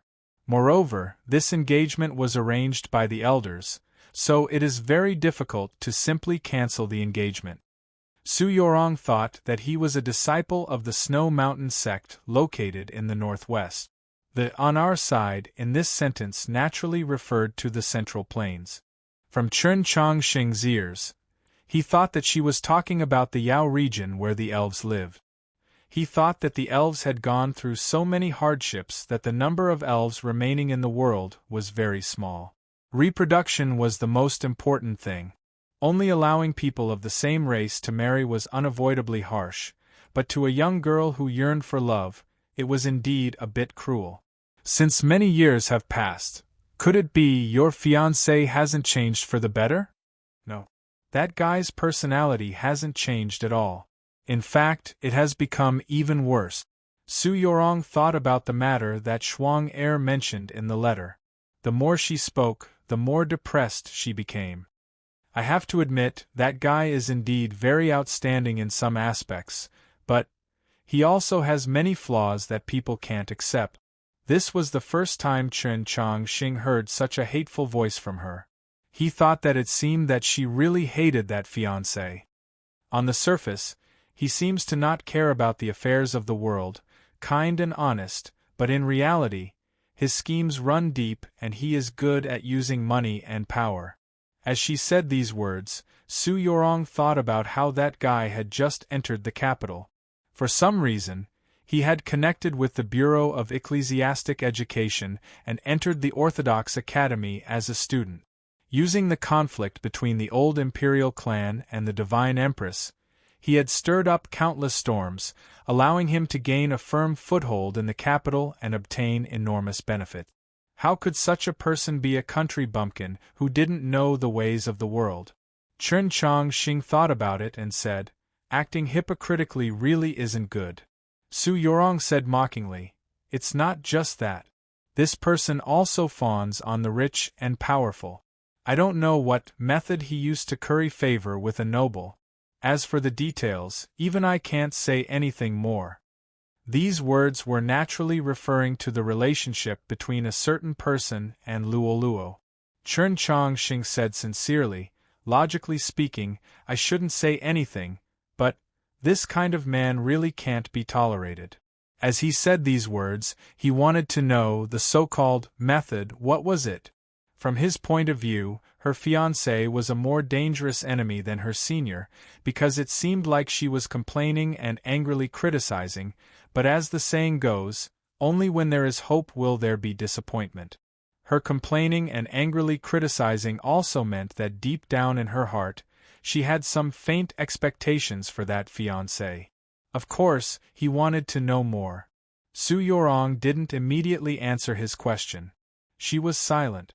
Chen Chongqing thought to himself, could it be that the method was so shameless that it was hard to say it out? At this moment, Su Yorong was thinking about the letters that came from the capital. Those letters came from her most trusted Shuang-er and Mou. In Shuang-er's letter, such a scene was described. In the library of the Orthodox Academy in the spring sunshine, he and the young demi-human princess were hugging and hugging. In Mou's letter, such a scene was described. In the dragon's cave at the bottom of the new North Bridge well, he and the black dragon-turned girl were hugging. Yes, no matter how many flaws there were, they could all be explained. At most, the engagement would be cancelled and they would become strangers, but it was not to the extent of being so disgusted. It was only these things that she couldn't bear. If she could bear it, then it would be the greatest humiliation to herself. He likes to flirt with women, she described as calmly and objectively as possible, and they're all little girls who don't know any better. The platform of the mausoleum, shrouded in darkness, was silent. After an unknown amount of time, there was suddenly the sound of a heavy blow, followed by Chen Chongqing's angry voice. Truly a shameless scum. The name of the chapter comes from the famous song Li sang. I recommend everyone to listen to it, although it has nothing to do with this chapter. Also, I said yesterday that I would only write one chapter today, but suddenly, after doing some calculations, I'm still a distance away from the 140,000 words promised at the beginning of the month. I'm shocked and frightened. I'll continue writing. The next chapter should be at the same time. Looks like I'll have to work hard tomorrow. Chapter 3:15. Are you very angry? That was a must. Such a kind and quiet young girl was actually betrothed to such a shameless man. Anyone would feel that it was a waste of God's gift, casting pearls before swine, and be extremely angry, but for Chen Chongqing, this was actually a good thing. Because of the war with the demons, the human world was actually just like the elves, placing great importance on marriage. There were many young people who were engaged like the two of them, and just as she had said before, an engagement was one of the most respected contracts. Unless there were special circumstances, it was very difficult to break it. Fortunately, the two of them had met the wrong person. This sentence sounded a little strange, but it made sense. It was precisely because the marriage partners were so terrible that they had the motivation and reason to break off the engagement. The seemingly troublesome problem was easily solved. Chen Chongqing immediately felt much more relaxed. He decided to take advantage of the situation and solve the last problem. He looked into her eyes and said, "Now that things have come to this, I can't hide it from you anymore. Actually, the black line seemed to be far away on the horizon, but it would arrive in front of the mausoleum very soon. The monster tide would bring death, and there was already very little time left for them in this world. At the last moment of one's life, one's heart was suddenly moved. This was a very sad thing, but also a very fortunate thing. He was prepared to tell her that he was Chen Chongqing. He believed that the entire continent knew of his name. Even the elves in the distant land of the demi-humans should know of him. Su Yorong did not know that he was about to reveal his real name. She thought that he was a disciple of the Snow Mountain sect, called Su Sheng. Seeing that he wanted to say something but was hesitant and nervous, she also became nervous. She thought he was going to confess. She subconsciously didn't want to hear it and was mentally prepared to reject him if he really said it. But she didn't want to refuse. If he said he liked her, what should she do? Her thoughts were a little chaotic, and then she felt that she was very strange. He had clearly been wholeheartedly cultivating the Tao, so why was he thinking about such trivial matters before he died? Then, these inexplicable thoughts suddenly disappeared without a trace, leaving only calmness. There were many reasons and goals for cultivating Tao. Some were to become stronger, some were to explore more unknowns and seek peace of mind. However, the vast majority of cultivators cultivated Tao for the sake of life and death. In order to not fear life and death, one could escape from it. Why? This was because there was great fear between life and death, 100 years of loneliness, and an eternity of oblivion. Not long ago, she, who was in the prime of her youth, had just taken a trip between life and death. Right now, she was at her most tranquil moment. She was able to see through the mundane world and understand her own heart. Her Tao heart was untainted and bright. She looked at Chen Chongqing and waited for his words to arrive. Her expression was calm, but her eyes contained a hint of shyness and a smile. There was no anger in her shyness, only calm joy. Because this was the Tao that she sought and wanted to cultivate. At this time, she was still weak, but her eyes were extremely clear and firm. The responsibilities of the world, the historical significance of the confluence of the North and South, the fight against the devil race, her senior brother's true feelings and kindness, the expectations of her teachers, the fetters of the engagement, and the shadow left on her Tao heart by that guy. As long as she was with him, it would all be blown away by a breeze. She could ignore everything and not respond. Yes, on their journey through the Garden of Zhou, she had spoken to him many times.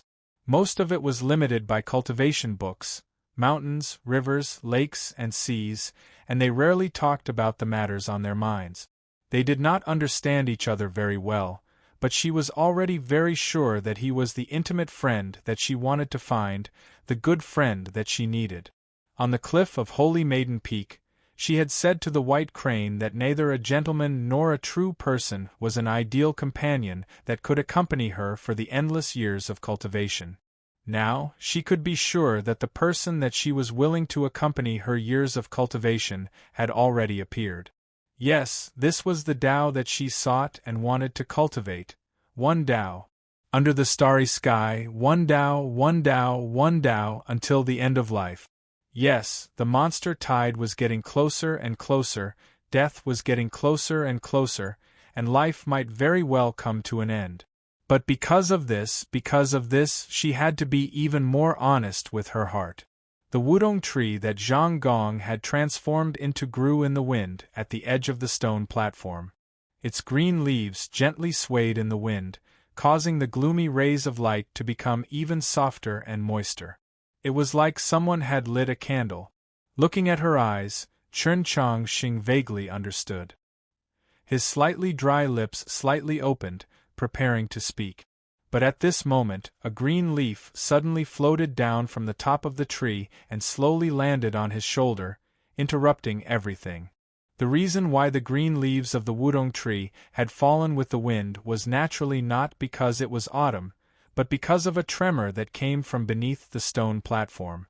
The tremor seemed to originate from the stone platform and came from the depths of the plains below, but in reality, it came from Chen Chongqing's body. For some reason, his body began to violently tremble and his teeth chattered, as if he was a patient who had caught a cold. Su Yorong was slightly surprised and asked, "What's wrong?" Chen Chongqing didn't have the time to answer her. Looking towards the source of the tremor, his right hand quickly reached out and tightly gripped the hilt of his sword. This violent tremor came from the dagger at his waist. He gripped the hilt tightly, but the dagger continued to tremble, faster and faster, to the point that the extremely simple patterns on the surface of the sheath had become blurred lines that could no longer be seen clearly. He exerted more and more strength in his hand, but he still couldn't calm the dagger. He felt somewhat uneasy, not knowing what had happened. This was the first time he had encountered such a situation after Yu Ren had gifted the dagger to him. His spiritual sense fell on the hilt of the dagger, attempting to regain control, but it also failed. His spiritual sense continued to penetrate through the hilt of the dagger, arriving in that space and finally discovering the source of the tremor. Amongst the medicinal bottles, secret manuals, and gold and jewels that floated everywhere, there was a black magical artifact that was flying at high speed, crushing everything it encountered into powder. As its flying speed increased, the black magical artifact became hotter and hotter, and also became brighter and brighter. It emitted a powerful chi and light into the surroundings, as if it was about to become a sun. This black magical artifact was White Emperor City's soul pivot, as well as the core of Zhou Dufu's mausoleum.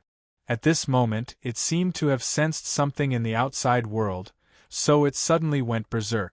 If Chen Chongqing's current cultivation was a little higher, and his spiritual sense a little stronger, perhaps he could attempt to use his control over space to forcefully suppress the berserk soul pivot, but the current him did not have this ability.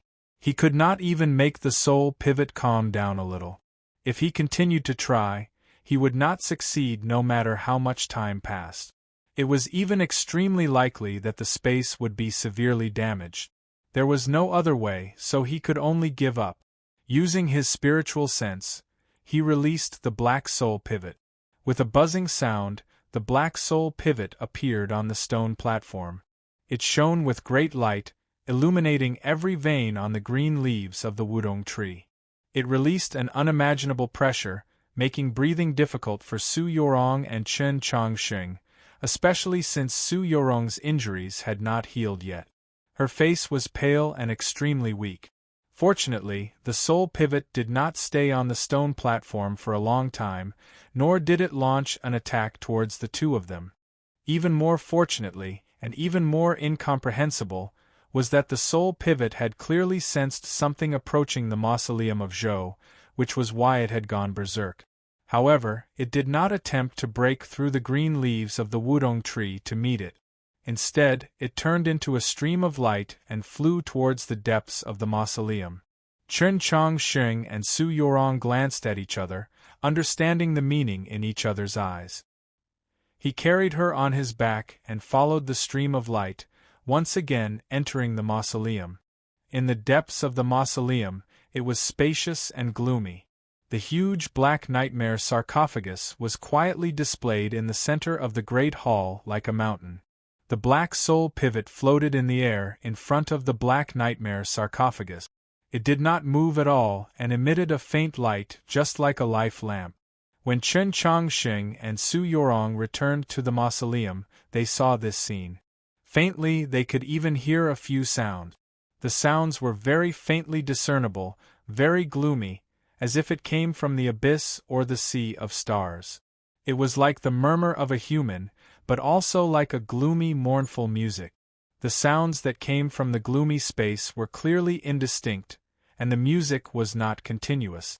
It was impossible to hear the melody and content clearly, but they could all feel the content that the music and sound wanted to convey. The soul had returned. Chen Chongqing looked at the soul pivot in front of the black nightmare sarcophagus. After a moment of silence he asked, "Did you hear it?" Su Yorong gave a light sound of agreement and said, "It's not an auditory hallucination. It should be the remnant qi of some formation." "Just what did it sense?" "I vaguely feel that it has something to do with the monster tide," Chen Chongqing asked. Before they discovered the black soul pivot, and in the time that followed, the soul pivot had always been very quiet. However, it suddenly became so violent, forcefully leaving Chen Chongqing's dagger and flying to the front of the black coffin. It activated the remnant qi of the ancient formation.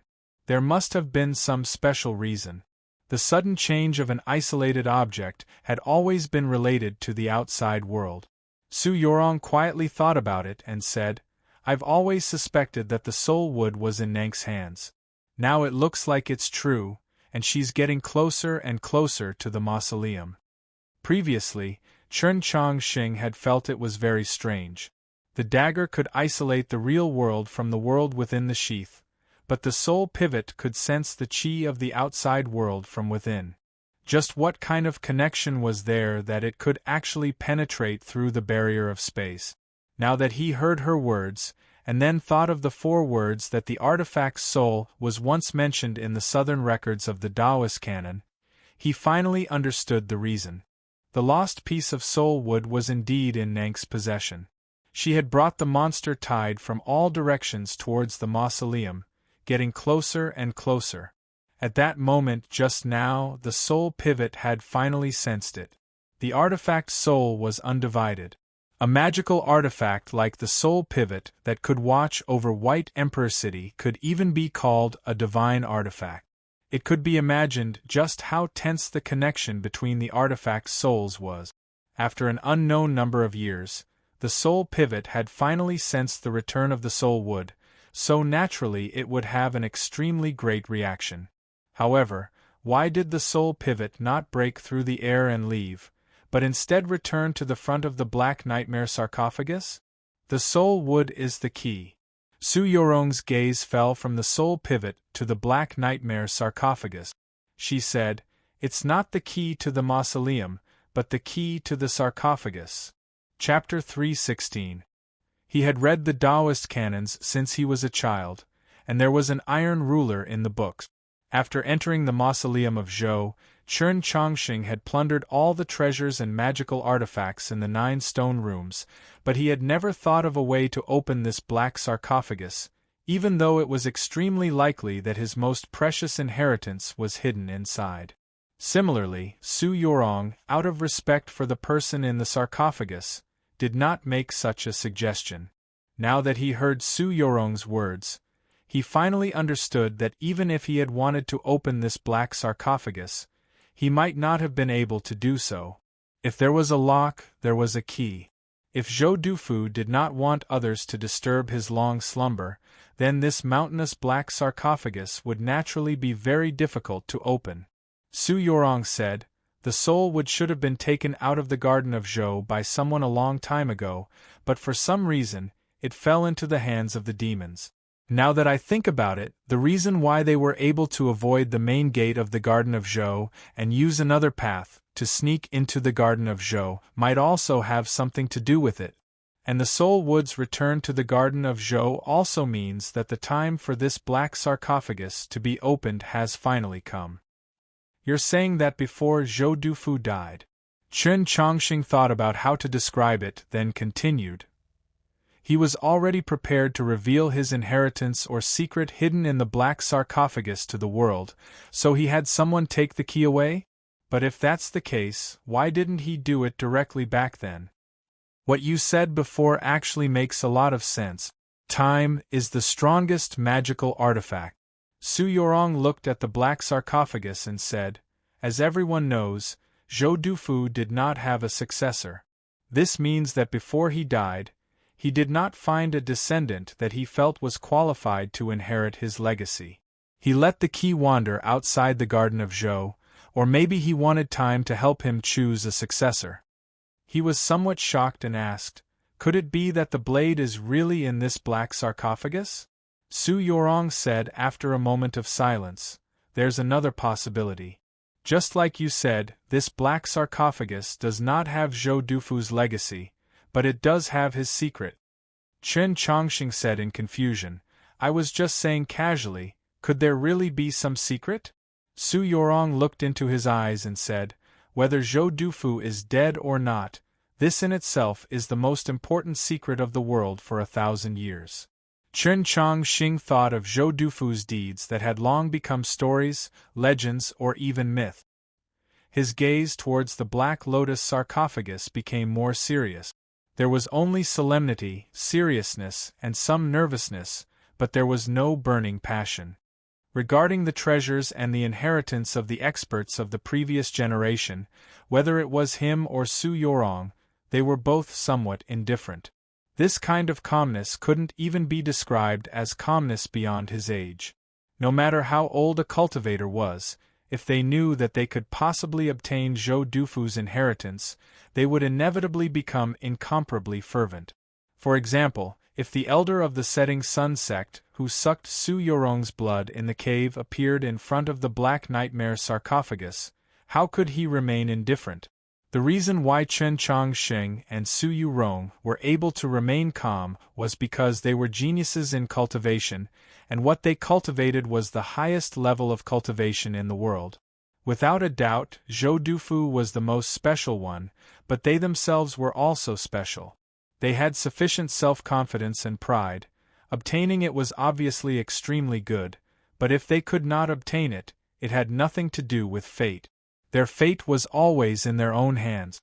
However, thinking that they were about to see the most shocking scene in 1,000 years, they could not help but feel somewhat nervous. Chen Chongqing's voice subconsciously became very soft, as if he did not want to disturb the great soul within the black sarcophagus. When will this Black Nightmare sarcophagus be opened? Su Yorong looked at the light emitted by the soul pivot grow dimmer and dimmer. After calculating for a while, she said, "It should be soon." Outside the mausoleum, the monster tide slowly approached like a black line. The key to opening the Black Nightmare sarcophagus had already awakened the soul pivot. The opening of the Black Nightmare sarcophagus was right in front of them. Right before their eyes, the upper half of the Black Nightmare sarcophagus began to slowly slide. In the gloomy and spacious mausoleum, a great gale blew. The light emitted by the soul pivot became even dimmer, as if it was a candle that could be extinguished at any time. Chen Chongqing shifted to the side, ensuring that he completely blocked her body. The dagger had already been unsheathed and was tightly grasped in his hand. Rumble! The huge Black Nightmare sarcophagus slowly opened. The heavy lid and the body of the coffin emitted a terrifying grinding sound. It really was like the rumble of thunder. The black sarcophagus that was like a mountain slowly separated from the top. It looked like a bolt of lightning that had directly split the black mountain into two. Seeing this scene, Su Yorong's pupils constricted slightly. She muttered softly, "Split in two." The upper half of the Black Nightmare sarcophagus continued to slide. Only after a very long time did it finally stop. The wind still whistled through the spacious mausoleum, lingering around the surroundings of the Black Nightmare sarcophagus.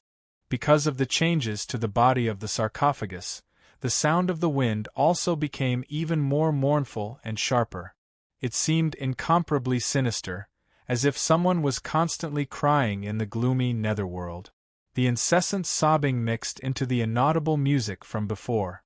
The meaning of the soul returning gradually faded away, but the atmosphere grew denser and denser. The soul pivot finally extinguished all of its light. The mausoleum once again became gloomy.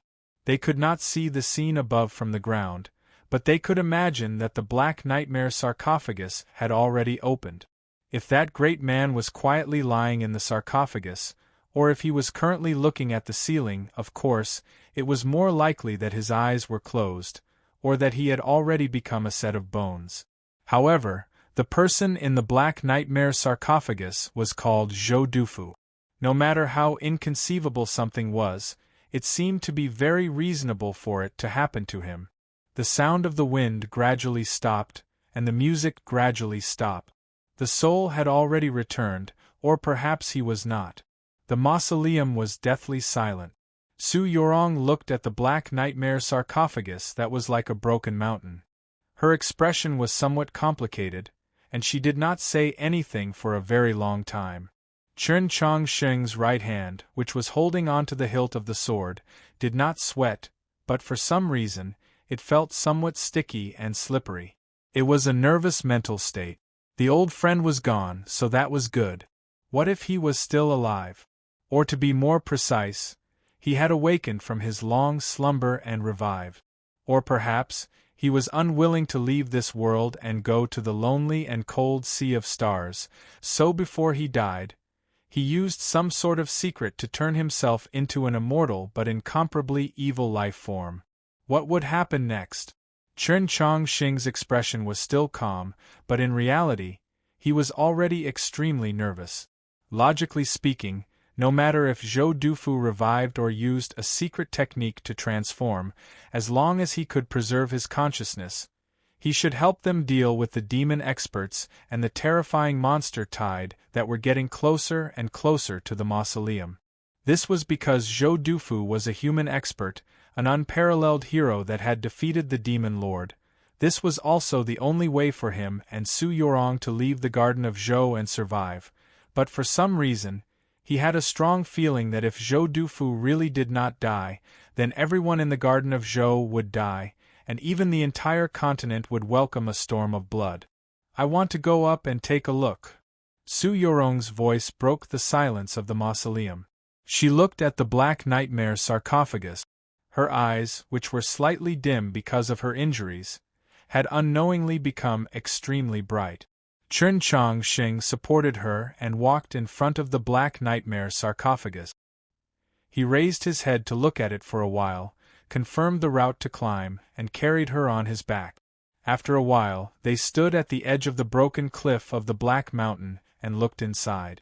The space inside the Black Nightmare sarcophagus was extremely large. Let alone a single person, it was completely enough to hold a concert and invite over a dozen girls to sing. But right now, there was not even a single person in the Black Nightmare sarcophagus. Not a single person. There was no one. The Garden of Zhou was Zhou Dufu's world. This mausoleum was his palace of death. The dangerous and mysterious plains of the unsetting sun was the mausoleum that surrounded the mausoleum. Those incomparably powerful monsters were the mausoleum guards. It was very obvious that he did not want anyone to disturb his long slumber, except for the key that had wandered outside the Garden of Zhou and chosen a new master with the help of time. However, he did not sleep in the Black Nightmare sarcophagus. There was still no one who had seen his remains. His life or death was still unknown. There was an extremely high chance that he was still alive. This was the true secret of the Garden of Zhou. This was the true secret that the plains of the unsetting sun wanted to protect. The Black Nightmare sarcophagus did not have the remains of that imposing man, but this did not mean that the sarcophagus was empty.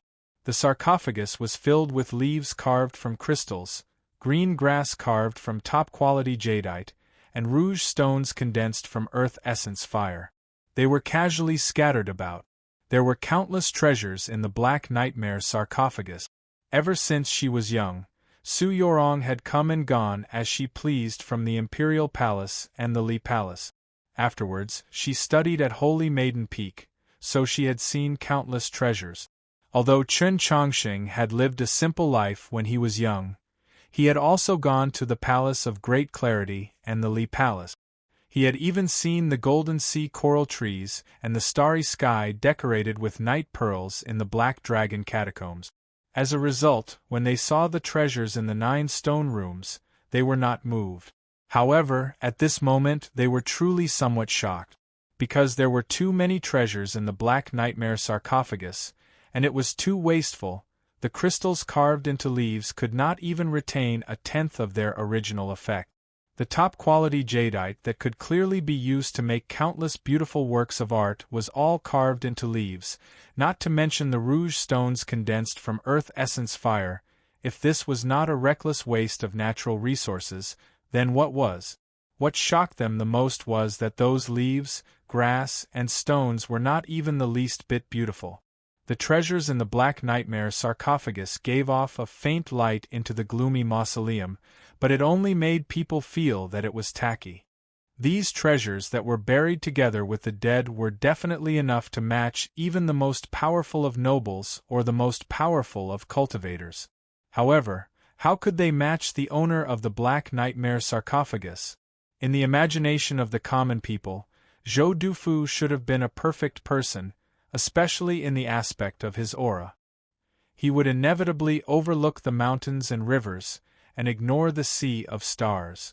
Whether it was the Garden of Zhou, the plains of the unsetting sun, or this magnificent mausoleum, they were all proof. How could such a person fill his sarcophagus with these extremely valuable but extremely crude treasures? Standing at the edge of the Black Nightmare sarcophagus and looking at the golden leaves, green grass, and blood rouge inside, Chen Chongqing could not help but shake his head. His eyes were pierced by the glint of treasures emitted from the sarcophagus, and he said, "Why do I feel that the aura of treasures is fierce?" Aura of treasures was a dialect of Wenshui. In the Orthodox Academy, Tang 36 often used these two words to describe the Tianhai clan and the elders in the court. Chen Chongqing had heard it many times, so he naturally remembered it. Su Yorong's focus was clearly not on the methods used to flaunt wealth within the sarcophagus. She looked at the completely empty black sarcophagus, and after a moment of silence, she said, "All the cultivators that enter the garden of Zhou want to find the mausoleum of Zhou the most. I am no exception, but I've thought many times.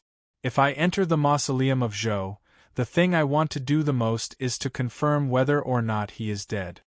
Because of these words, she thought of many things. Before entering the garden of Zhou, she had been entrusted with a task by her elders, and her shoulders once again became heavy. Previously on the stone platform, because of Chen Chongqing's clear eyes, she had temporarily forgotten about everything. Because of this black nightmare sarcophagus, they had all returned to her. Although the inheritance of the orthodoxy, the confluence of the north and south, and the resistance against the demons were not tied to her alone, because of this new discovery, she had to do something. "If you can leave the garden of Zhou alive."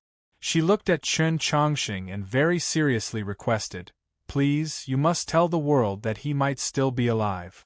As she spoke, her complexion was very pale. This had nothing to do with her unhealed injuries, but rather because her spiritual world had been shaken. Before the black nightmare sarcophagus had opened, Chen Chongqing had also felt an indescribable fear towards Zhou Dufu. Now, hearing her serious request and seeing her pale complexion, his confusion deepened. He thought to himself, Zhou Dufu is a heroic figure, so why is it that no matter if it's her or me, we don't have that kind of admiration for a senior expert? Instead, we're very vigilant? He's a hero, but also a demon. Su Yorong looked at him and said, "Back then, he traveled to the far north and heavily injured the demon lord with a single blade. At that time, he was a hero. For the sake of advancing on the Tao, he killed countless human experts. He was cold-blooded, heartless, and extremely cruel. At that time, he was a demon. Calling him an ambitious and ruthless person is actually more appropriate. If he's still alive and really reappears in the world, I'm afraid that the continent will sink into great turmoil and chaos." Although Chen Chongqing was familiar with the Taoist canons, he did not have much understanding of the history of that time. He did not have any understanding of Zhou Dufu's personality either. Seeing her face filled with worry, he explained, "Not seeing his remains does not mean that he's still alive. For such a legendary figure, returning to the Sea of Stars and not leaving behind a body is also possible. But his blade is also not in this black nightmare sarcophagus," Su Yorong said. Hearing this, Chen Chongqing fell silent. Yes, that blade was also not here. Zhou Dufu had relied on that blade to become invincible throughout the world. The blade's name was Having. Having with a blade.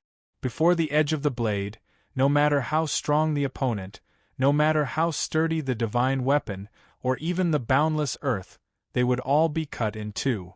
Just like the small mountain-like black nightmare sarcophagus that had previously slowly split in front of them. The Having blade was ranked second on the tier of legendary weapons, second only to the Frost God spear that was ranked first. But in reality, or perhaps it could be said that everyone on the continent believed that if the Frost God spear had not been Emperor Taizong's personal weapon, if it had not left behind too many miraculous scenes in the war between humans and demons, then its ranking on the tier of legendary weapons would definitely not have been able to suppress the Having blade. In other words, in the hearts of the people, the Having blade was the true first place on the tier of legendary weapons. Because outside Luoyang, the Frost God spear in Emperor Taizong's hands had lost to the Having blade in Zhou Dufu's hands. If Zhou Dufu had truly died and did not leave behind a corpse, turning into a wisp of smoke and returning to the sea of stars, then no matter how one thought about it, his blade should have been left in this Black Nightmare sarcophagus.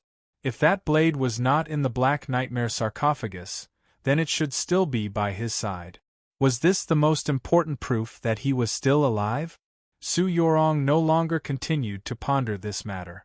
She began to face the incoming monster tide, and also began to prepare for what would come next. She looked at him and said, "Nank is Black Robe's disciple, and the key to the mausoleum of Zhou and that piece of soul wood are in her hands.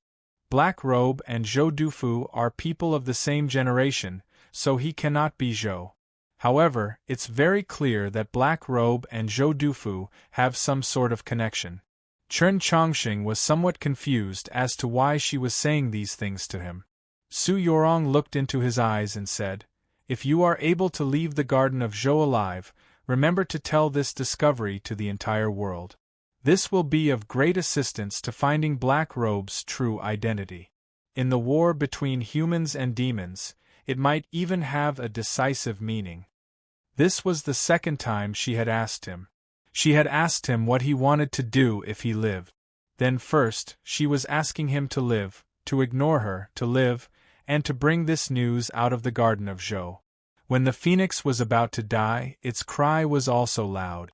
If it were any other time, Chen Chongqing would have been moved by her calmness and perseverance, or perhaps he would have agreed to her request without the slightest hesitation. Then, he would have used every method possible to strive to leave the garden of Zhou alive. However, at this time, after experiencing such a long time together and escaping, after their conversation in the stone platform in the green parasol tree, he was unable to agree to her request. "Even if I throw you in the mausoleum, wanting to break through the monster tide and leave the garden of Zhou alive is basically a 1 in 10,000 thing." Looking into Su Yorong's eyes, he said, "1 in 10,000 thing, yet I have to go against my heart. I am not willing because I cultivate the path of following my heart." The monster tide brought the shadow of death. At this moment, how could he follow his heart? His heart was to accompany her, either to escape or to die here. Su Yorong's face paled slightly. She was unable to accept his decision, but her gaze was very warm. She was happy with his decision. Chen Chongqing did not give her any more chances to persuade him. He sheathed the dagger and began to tidy up the golden leaves, verdant grass, and blood rouge in the black serpent sarcophagus. These jewels were indeed very vulgar. The carving was not bad, but in terms of aesthetics they were extremely inferior. However, they were all made from the best quality materials, so they were extremely rare and precious. Moreover, since Zhou Dufu did not die, then this could not be considered as grave robbing. The iron ruler of the 3,000 scriptures of the Taoist canon was thus circumvented by him. Of course, with his personality, the reason why he was willing to circumvent it was because he sensed that in the lake outside of his ethereal palace, the black dragon was already showing signs of awakening. He did not want to be scolded by the bad-tempered first master dragon. The feeling of being scolded by a dog's blood could not be good, and the feeling of being covered in dragon saliva was also very bad. The dagger was sheathed, but it was still invincible. Where the sword sheath pointed, the golden leaves, verdant grass, and blood rouge all disappeared, silently taken away. After doing these things, he supported Su Yorong and prepared to get down from the black serpent sarcophagus. Suddenly, Su Yorong seemed to have seen something and let out a cry of surprise.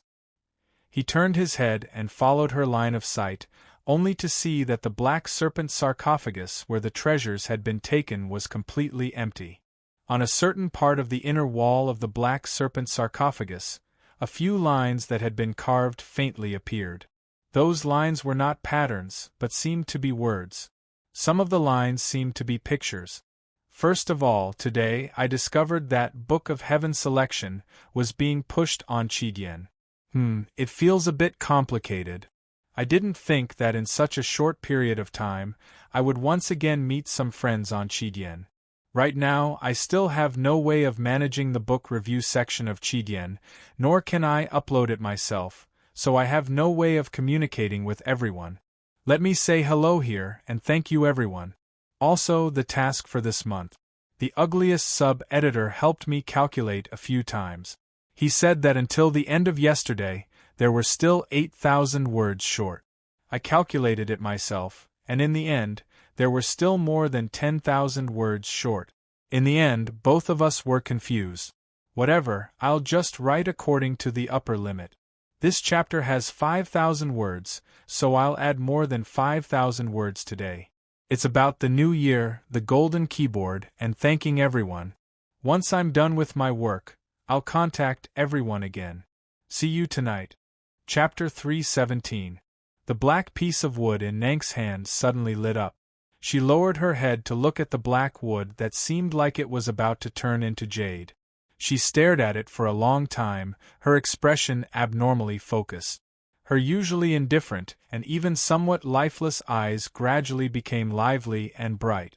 Through this piece of black wood, she could clearly sense that she had established some sort of connection with the tall mausoleum in the distance.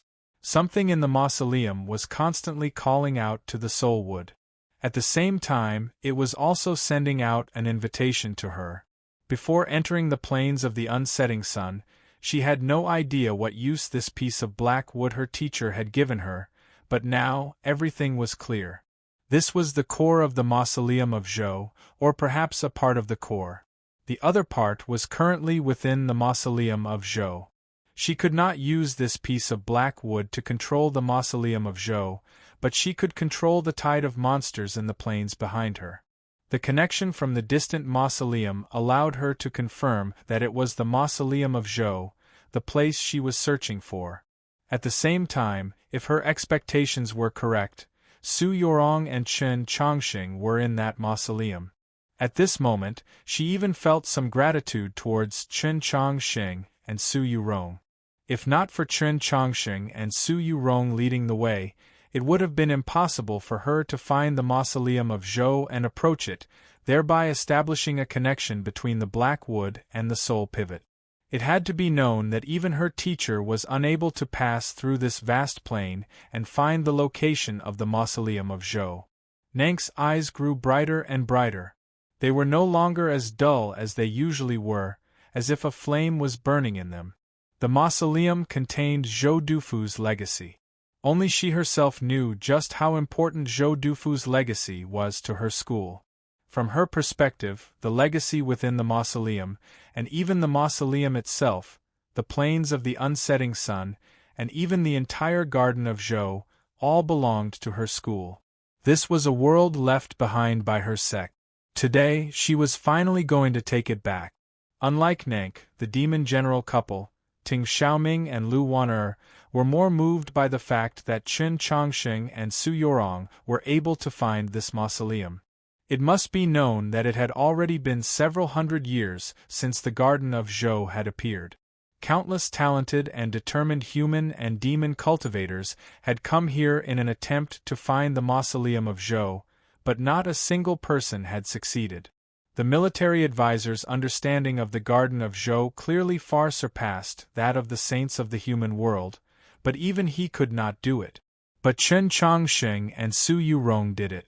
As expected of the future of the human world, the military advisor had a deep and far-sighted plan. He had expended so many resources and effort to kill these young humans in the Garden of Zhou. It really was very reasonable. Somewhere in the plains of the unsetting sun, the reeds and weeds had been cut by something sharp, forming a massive floating island. It should be very comfortable to lie on. Qi Jian leaned against a pile of grass, looking in a certain direction in the sky.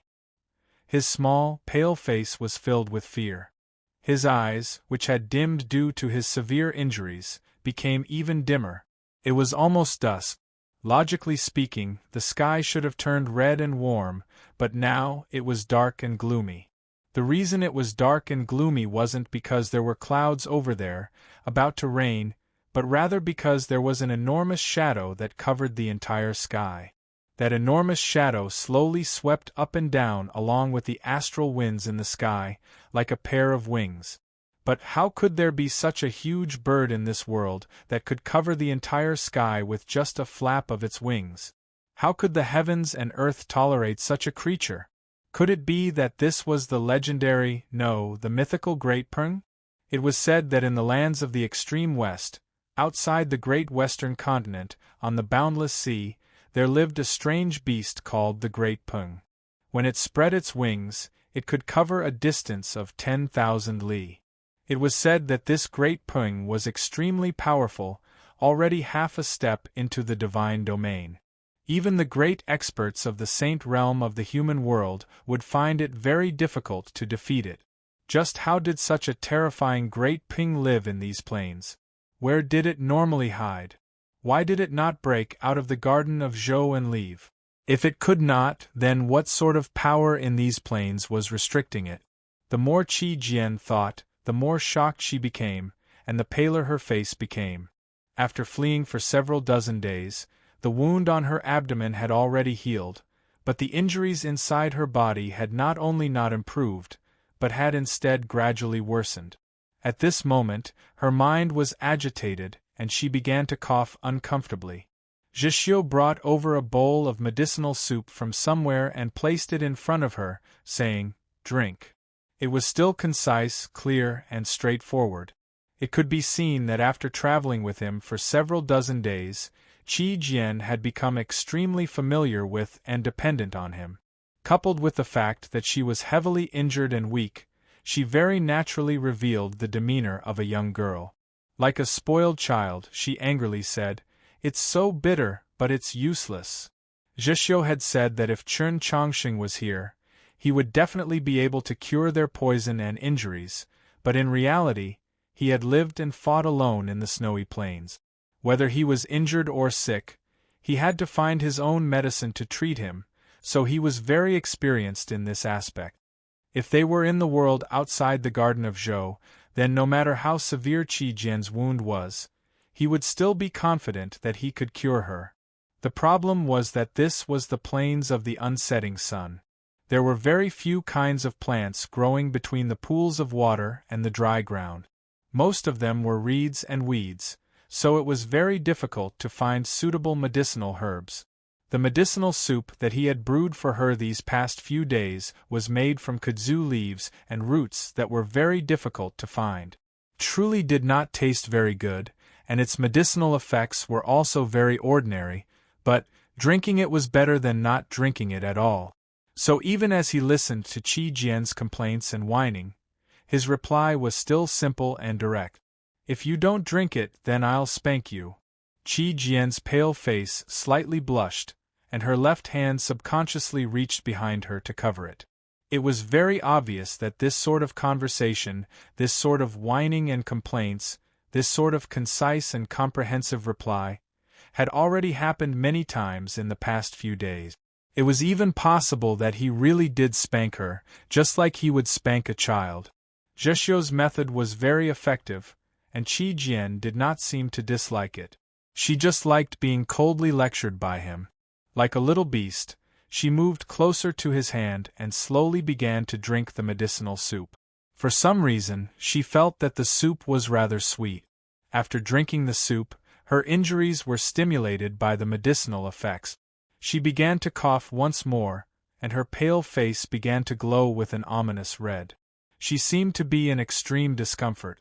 Zhixiu moved behind her and stretched out his right hand to grab the side of her neck. Following the method that Chen Chongqing had taught him in the Mausoleum of Books, he slowly poured his true essence into her body. He had already done this sort of thing many times, so he was very familiar with it. The island formed from reeds and weeds was quiet. Qi Jian's eyes were closed, her body trembling, and her face pale. Occasionally, Zhixiu would open his eyes and look into the distance. He could not see anything, but he was used to being vigilant. Furthermore, he could only open his eyes when Qi Jian closed his eyes. This was because deep within his eyes, the dark green flames that represented poison were already growing deeper and deeper, almost taking up his entire eye. It was so beautiful that it made one's heart palpitate. If he still could not walk out of these plains and leave the garden of Zhou, then his eyes might never recover. He had not said anything to Qi Jian about this matter. After some time, Zheshio's palm left Qi Jian's back. Qi Jian gave too light cough. She felt the flow of true essence in her body become slightly smoother, no longer as uncomfortable as before. What do we do next? She softly asked Zheshio. Her expression was rather timid, as if she was worried that this question would affect his mood. Zheshio silently gazed at that terrifying shadow on the distant horizon. In the last few days, they had not encountered any more monsters. The plains were strangely quiet. He knew that it was definitely related to that massive shadow in the sky, but he did not know what had happened over there. Some other human cultivator must have entered. Qi Jian said, "That shadow might be a demon plot. Should we go and help?" "No," Zheshio replied. "Whether it's a demon plot or not, it has nothing to do with us." Qi Jian opened her eyes wide and said in confusion, "But perhaps some human cultivators are currently being attacked." Zheshio replied, "First of all, that place is too far. We can't get there in time. Secondly, we can't defeat that rock. Thirdly, I'm not a human cultivator, so I have no obligation to help those people. Lastly, if I'm not wrong, this might be our only chance to leave this grassland." Qi Jian looked at the side of his face, wanting to say something, but in the end, she said nothing. She had grown up in the Mountly Sword sect, and the education she had received made it impossible for her to ignore humans being attacked by demons. However, Zheshio's reasons were too sufficient, and most importantly, she was keenly aware that on this journey of fleeing through the plains, she was his burden, so she had no right to ask him to take any more risks. "Most importantly, your injuries are very severe. If you don't think of something, you'll very quickly die," Zheshio expressionlessly said to her. Seeing his face, Qi Jian suddenly felt rather sad. She thought to herself, "I'm about to die, so how can you still be so calm?" Zheshio had no idea what she was thinking. He continued, "I smelled something on the water just now. 2 li up ahead, there should be a few drunken sour branches." Surprised, Qi Jian asked, "What is that?" Zheshio replied, "A kind of weed. If monsters or warhorses accidentally eat it, they'll fall unconscious." Qi Jian suddenly had a very bad thought. Who are you planning on giving it to? Of course, it's for you." Zheshio felt that this question of hers was extremely stupid. Slightly creasing his brow, he said, "Right now, your mind is too exhausted, and for some reason, you've been especially talkative these past few days. It's very clear that it's because your injuries are gradually worsening. After eating the drunken sour branches, you should have a good sleep. Although it's not good for your injuries, it can at least help you last a little longer." Qi Jian was quiet for a while, then she cautiously asked, "That grass, have you eaten it before?" Zheshio expressionlessly replied, "After eating that grass, you'll fall into a deep sleep. Even a groundhog can eat you, so of course I haven't eaten it before." Somewhat annoyed, Qi Jian said, "Then let me eat it." Zheshio replied, "I won't sleep, so you'll naturally be safe."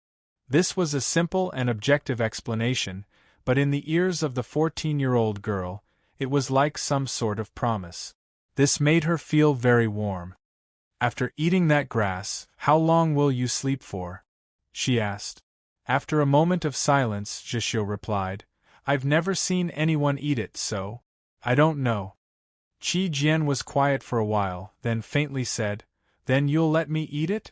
It was the same 5 words, and the meaning was the same, but there was a subtle difference in the mood. "There's no poison, so nothing will happen. I don't want to eat it. If my conjecture is correct, eating that grass will at least allow you to last another 10 days. But you might sleep for 100 days, 1,000 days. Do you humans all like to speak so pompously? In any case, I don't want to eat it." Qi Jian persisted. Zheshio did not know why she was so stubborn. After a moment of silence, he once again used his time-tested and powerful move, "If you don't eat it, then I'll spank you." In the past few weeks there had been many times, such as when he ate very bitter herbs, or when she would only sleep if she hugged him, or when she insisted on washing his face every morning, or when she refused to let him wash her feet every night, or when the difference in opinion between the two was so great that it was impossible to make up for it. In the end, he would always use this move. On their journey together, he had long since discovered that this last disciple of the Mountly Sword Sect Master, the youngest lady of the Divine State's 7 laws, was not the delicate, spoiled girl he had imagined. She had a stubborn personality, unswerving determination, and could even be described as somewhat stubborn. Let alone hitting her, even threatening to throw her down could not make her change her mind. She was only afraid of being spanked by him. Jishio did not know why. That place was clearly the most fleshy, so a spanking was the least painful. Perhaps it was because she was a woman. He had read books about the human world, so he knew about this sort of thing. It was just that he could not understand it. Thinking about Qi Jian's behavior on this journey, he felt that humans were truly troublesome, especially women. Why did she have to wash her face every night after waking up? After all, how could there be so much water on the snowy plains? Wouldn't it be better to just use some random snow to wipe her face? What else could she do? Wasn't it good for the skin on her face? She was already so heavily injured that she was on the verge of death, so why did she still care about such things? Why did she refuse to let him wash her feet every night? Could it be that she did not know that on a long and arduous journey, the most important thing was to ensure that her feet were clean and dry, so that she could walk a little further? Fine, on this journey, he had carried her on his back. She did not need to walk, so there really was no reason for her to care too much about washing her feet. Fortunately, there were always things that they were afraid of, like spanking. Hearing Zheshio's words, Qi Jian's small face blushed, but she was unexpectedly unwilling to listen. In a fit of pique, she said, "If you don't want to eat, then you don't want to eat." Hearing her clear and unhappy voice, Zheshio was a little startled. What's wrong with her? She's not even afraid of being spanked today? He thought back to a few days ago, when he had spanked her for the first and only time, and felt a little perplexed. His right hand subconsciously rubbed against his leg. Qi Jian saw his actions and angrily punched him on the shoulder. However, she was currently incredibly weak, so this punch naturally did not have much strength behind it, nor did it seem like she was acting coquettishly. "Don't be afraid." Zheshio believed that he had guessed at the reason for her unwillingness to listen, so he did his best to make his voice a little gentler. "As long as I live, I will definitely carry you out." Qi Jian grabbed the hem of his clothes and opened her eyes wide. Pitifully looking at him, she said, "But who's going to show you the way?" Zheshio could not see her appearance, so he said, "Wherever that shadow goes, we'll go in the opposite direction." After saying this, he stood up and put her on his back. He walked down the island of weeds and reeds and into the shallow waters, heading for those drunken sour grass. Qi Jian hugged him, her small face leaning against his shoulder. She said nothing, her thoughts inscrutable. She was currently very weak and would often get tired. In the past few days, when she was carried on his back, she would very quickly fall asleep. He was not tall or large, nor were his shoulders broad, but he gave her a very steady feeling, like a boat that would never capsize in the vast ocean. But today she did not want to sleep. Resisting her exhaustion and weakness, she calmly gazed at the sky. Zheshio sensed this and stopped. After a moment of silence he asked, "You really don't want to sleep?" Qi Jian tacitly agreed with his view. She had always felt that if she ate those weeds and fell asleep, it would be a very, very long time before she woke up. Who would show him the way? "When I wake up, will I not be able to see you? If I can't walk out of these plains, will I die in my sleep? I don't want to. Even if I die, it's best if I'm awake. Only then can I confirm that I'm still with you." Because of her silence, Zheshio also became quiet. He did not know what she was thinking, but he knew that she was definitely thinking about many meaningless things. Humans truly were very troublesome, especially women. No matter what age. Twilight was like blood, but the distant sky was as gloomy as a gloomy day. He raised his head to look into the distance, sensing, and then confirming the direction. After making these preparations, he raised his right hand, used his palm as a blade, and pressed it against Qi Jian's neck. With a light slap, Qi Jian fainted. The entire world became quiet. There was a plain in the garden of Zhou. The sun had not set over the plain, but it was covered by a terrifying shadow. Outside the garden of Zhou was a snowy plain. The sun had not risen over the snowy plain, and there was also a shadow in the night sky. Compared to the terrifying shadow over the plain, this shadow was even larger. It did not seem berserk, but it was even colder and more frightening. It faintly exuded an invincible qi. This shadow was the will of the demon lord. Under this shadow, the demon general's already extremely powerful battle prowess was once more boosted. Those ordinary demon soldiers that had formed an array that stretched for several dozen li also gained an enormous amount of courage. No matter how dazzling that sword glow in the snowstorm was, it was unable to make them feel the slightest fear. There were only two people that were completely unaffected by this shadow. One was Su Li, and the other was the demon military advisor completely shrouded in a black robe. Black Robe sat cross-legged on a snowy hill. In front of his knees was a metal plate. On the plate were mountains, rivers, cold ponds, and wetlands. There was a setting sun, but there were no stars. It was the garden of Zhou. Above the metal plate hung 4 life lamps. These 4 life lamps had already become weak, and 2 of them in particular were burning like threads of fire, as if they could be extinguished at any moment. In the snowstorm 10 odd li away, an extremely magnificent sword glow was currently traversing through the world, but it was unable to leave. Several mountainous figures of demon generals towered in the snowstorm, leading tens of thousands of demon soldiers in pursuit of that sword glow and the human at the head of that sword glow. Su Li was not very old, but he was the martial granduncle of the Mount Li sword sect. His seniority was extremely high, and even higher was his sword style and strength. He was not a saint. He was a prodigal son that traveled the 4 seas, and only occasionally would he appear in the world. He was not ranked among the storms of the 8 directions, because no one knew what his intentions were. But everyone knew that his strength could be ranked at the very front of the human world. He was on the same level as the saints, and he walked with the storms. It was even to the extent that because of his personality, purely in terms of individual battle prowess, killing power, and the threat he posed to the demons, he was the next person after Zhou Dufu. In order to kill Su Li, the demons had prepared for a very long time, and had also mentally prepared themselves to sacrifice many experts. In reality, 1 demon general had already died in battle, and 3 demon generals were heavily injured. Even the demon lord did not hesitate to consume the power of the dark night, transforming his will into a shadow that shrouded the sky.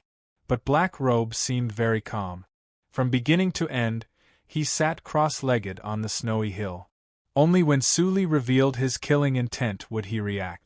The reason he was so calm was because he believed in himself. He had personally planned this plan to kill using the garden of Zhou. There were no loopholes, and his calculations were extremely accurate. No matter how strong Su Li was, he was still a man, not a god. He was still not Zhou Dufu. Unless he was in a desperate situation, and because of the great terror and pressure between life and death, he made a breakthrough, there was absolutely no way he could leave alive. But Black Robe did not even give him this chance. What Black Robe had prepared for Su Li was a pot of warm water, a slowly moving stone mill. Of course, logically speaking, he had to constantly pay attention to this killing trap in the snowstorm, because after all, the person he wanted to kill was Su Li. However, just a moment ago, the square plate in front of him suddenly underwent a change. In that lush plain, in that place that could not be calculated or found, that had always been an illusory location, suddenly exploded with an extremely bright light. The light illuminated his face beneath black robe, piercing through his pale skin, causing the green color hidden within to grow thicker and thicker, and then 2 smears of blood appeared. The mixing of these 3 colors seemed very bewitching, very strange. His 2 eyes that were as deep as the netherworld were also illuminated by the light. The blood on his face, the brightness in his eyes, all represented his excitement. Just what sort of matter could make even a person like Black Robe excited? Previously, when he saw Chen Chongqing's life lamp and Su Yorong's life lamp enter the plane together, his expression had become rather grave.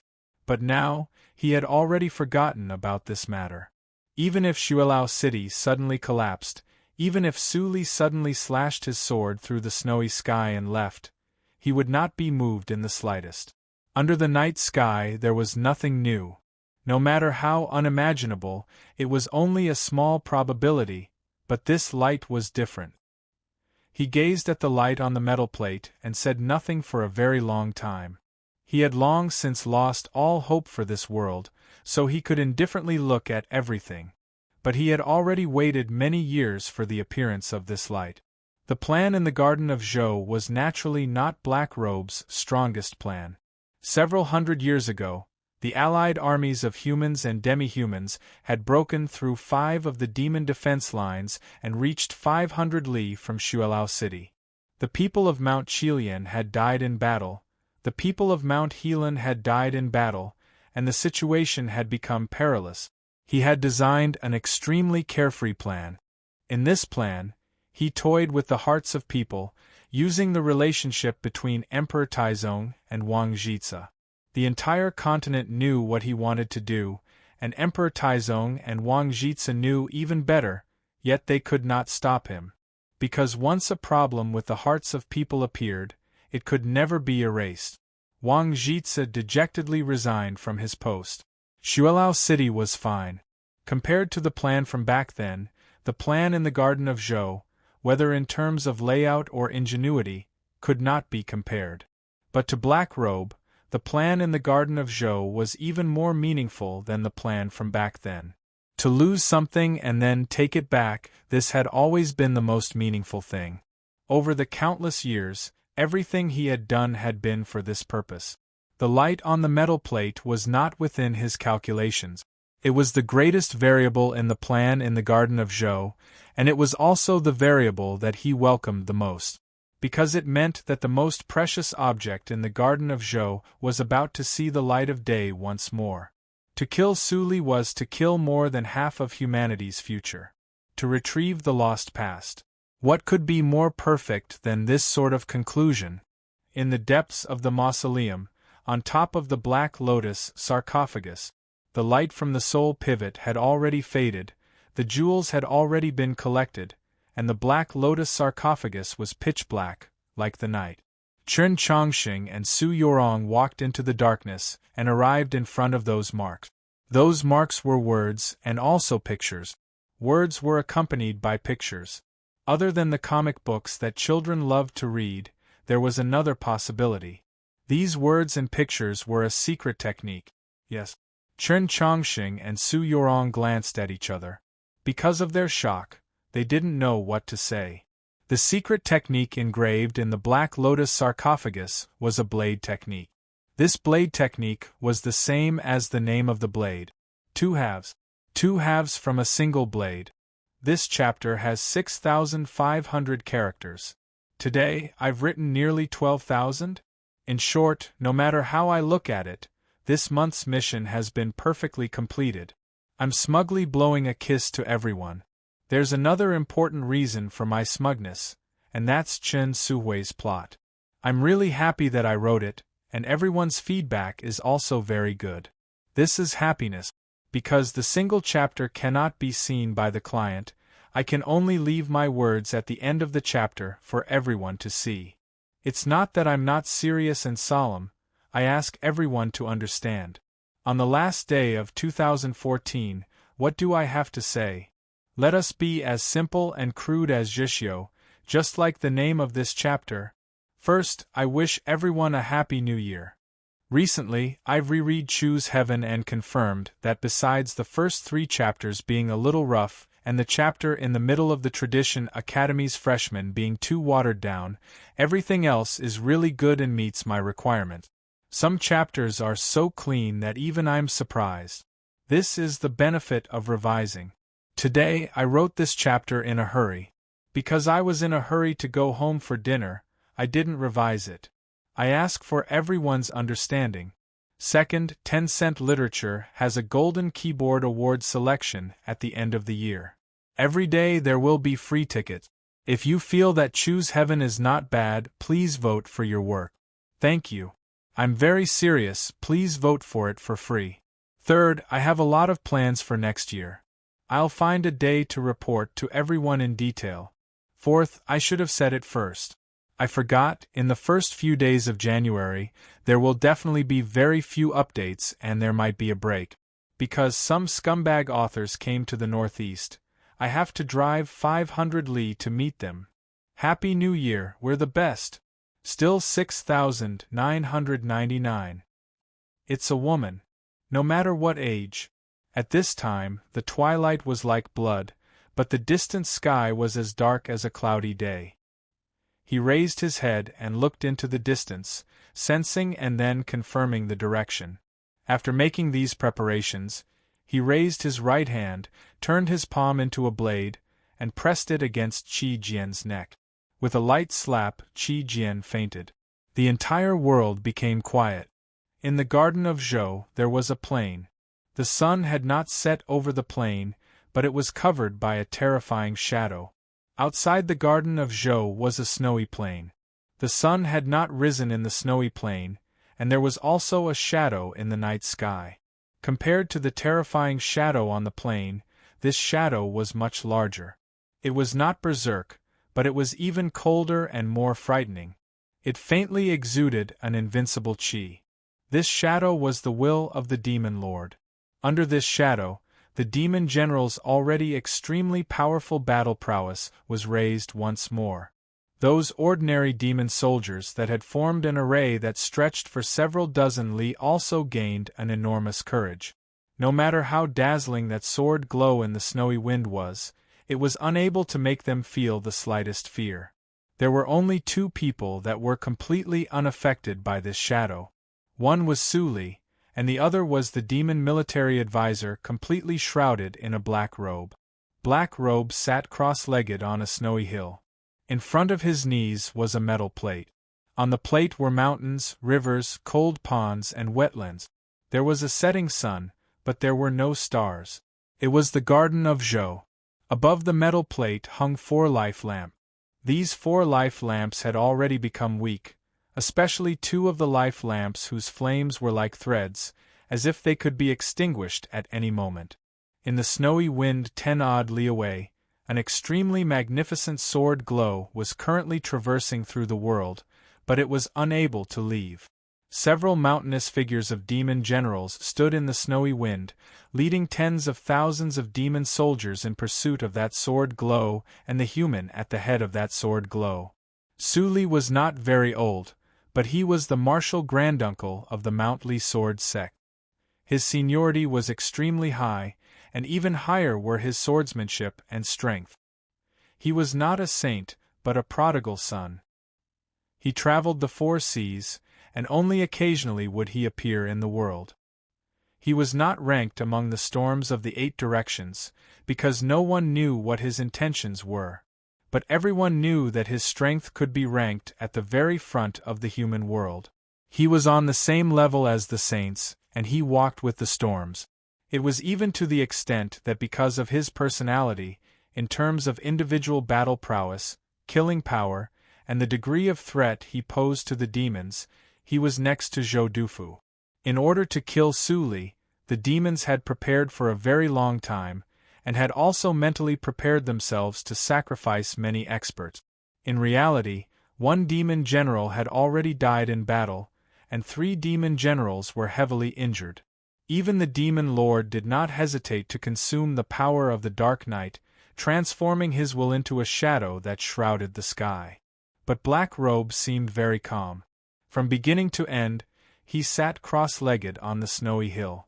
Only when Suli revealed his killing intent would he react. The reason he was so calm was because he believed in himself. He had personally planned this plan to kill using the Garden of Zhou. There were no loopholes, and his calculations were extremely accurate. No matter how strong Suli was, he was still a man, not a god. He was still not Zhou Dufu. Unless he was in a desperate situation, because of the great terror and pressure between life and death, he could make a breakthrough. There was absolutely no way for him to leave alive. But Black Robe did not even give him this chance. What Black Robe had prepared for Suli was a pot of warm water, a slowly moving stone mill. Of course, logically speaking, he had to constantly pay attention to this killing trap in the snowstorm, because after all, the person he wanted to kill was Suli. However, just a moment ago, the square plate in front of him suddenly underwent a change. In that lush plain, in that place that could not be calculated or found, that had always been an illusory location, suddenly exploded with an extremely bright light.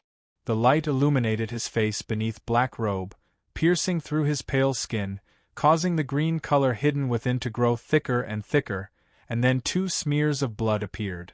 The mixing of these 3 colors seemed very bewitching, very strange. His 2 eyes that were as deep as the netherworld were also illuminated by the light. The blood on his face, the brightness in his eyes, all represented his excitement. Just what sort of matter could make even a person like Black Robe excited? Previously, when he saw Chen Chongqing's life lamp and Su Yorong's life lamp enter the plane together, his expression had become rather solemn. But now, he had already forgotten about this matter. Even if Xuelao City suddenly collapsed, even if Suli suddenly slashed his sword through the snowy sky and left, he would not be moved in the slightest. Under the night sky there was nothing new. No matter how unimaginable, it was only a small probability, but this light was different. He gazed at the light on the metal plate and said nothing for a very long time. He had long since lost all hope for this world, so he could indifferently look at everything. But he had already waited many years for the appearance of this light. The plan in the Garden of Zhou was naturally not Black Robe's strongest plan. Several hundred years ago, the allied armies of humans and demi-humans had broken through 5 of the demon defense lines and reached 500 li from Xuelao City. The people of Mount Qilian had died in battle, the people of Mount Helan had died in battle, and the situation had become perilous. He had designed an extremely carefree plan. In this plan, he toyed with the hearts of people, using the relationship between Emperor Taizong and Wang Jitze. The entire continent knew what he wanted to do, and Emperor Taizong and Wang Jitze knew even better, yet they could not stop him. Because once a problem with the hearts of people appeared, it could never be erased. Wang Jitze dejectedly resigned from his post. Xuelao City was fine. Compared to the plan from back then, the plan in the Garden of Zhou, whether in terms of layout or ingenuity, could not be compared. But to Black Robe, the plan in the Garden of Zhou was even more meaningful than the plan from back then. To lose something and then take it back, this had always been the most meaningful thing. Over the countless years, everything he had done had been for this purpose. The light on the metal plate was not within his calculations. It was the greatest variable in the plan in the Garden of Zhou, and it was also the variable that he welcomed the most, because it meant that the most precious object in the Garden of Zhou was about to see the light of day once more. To kill Suli was to kill more than half of humanity's future. To retrieve the lost past. What could be more perfect than this sort of conclusion? In the depths of the mausoleum, on top of the Black Lotus sarcophagus, the light from the soul pivot had already faded, the jewels had already been collected, and the Black Lotus sarcophagus was pitch black, like the night. Chen Chongqing and Su Yorong walked into the darkness and arrived in front of those marks. Those marks were words and also pictures. Words were accompanied by pictures. Other than the comic books that children loved to read, there was another possibility. These words and pictures were a secret technique. Yes. Chen Chongqing and Su Yorong glanced at each other. Because of their shock, they didn't know what to say. The secret technique engraved in the Black Lotus sarcophagus was a blade technique. This blade technique was the same as the name of the blade. Two halves. Two halves from a single blade. This chapter has 6,500 characters. Today, I've written nearly 12,000. In short, no matter how I look at it, this month's mission has been perfectly completed. I'm smugly blowing a kiss to everyone. There's another important reason for my smugness, and that's Chen Suhui's plot. I'm really happy that I wrote it, and everyone's feedback is also very good. This is happiness. Because the single chapter can't be seen by the client, I can only leave my words at the end of the chapter for everyone to see. It's not that I'm not serious and solemn, I ask everyone to understand. On the last day of 2014, what should I say?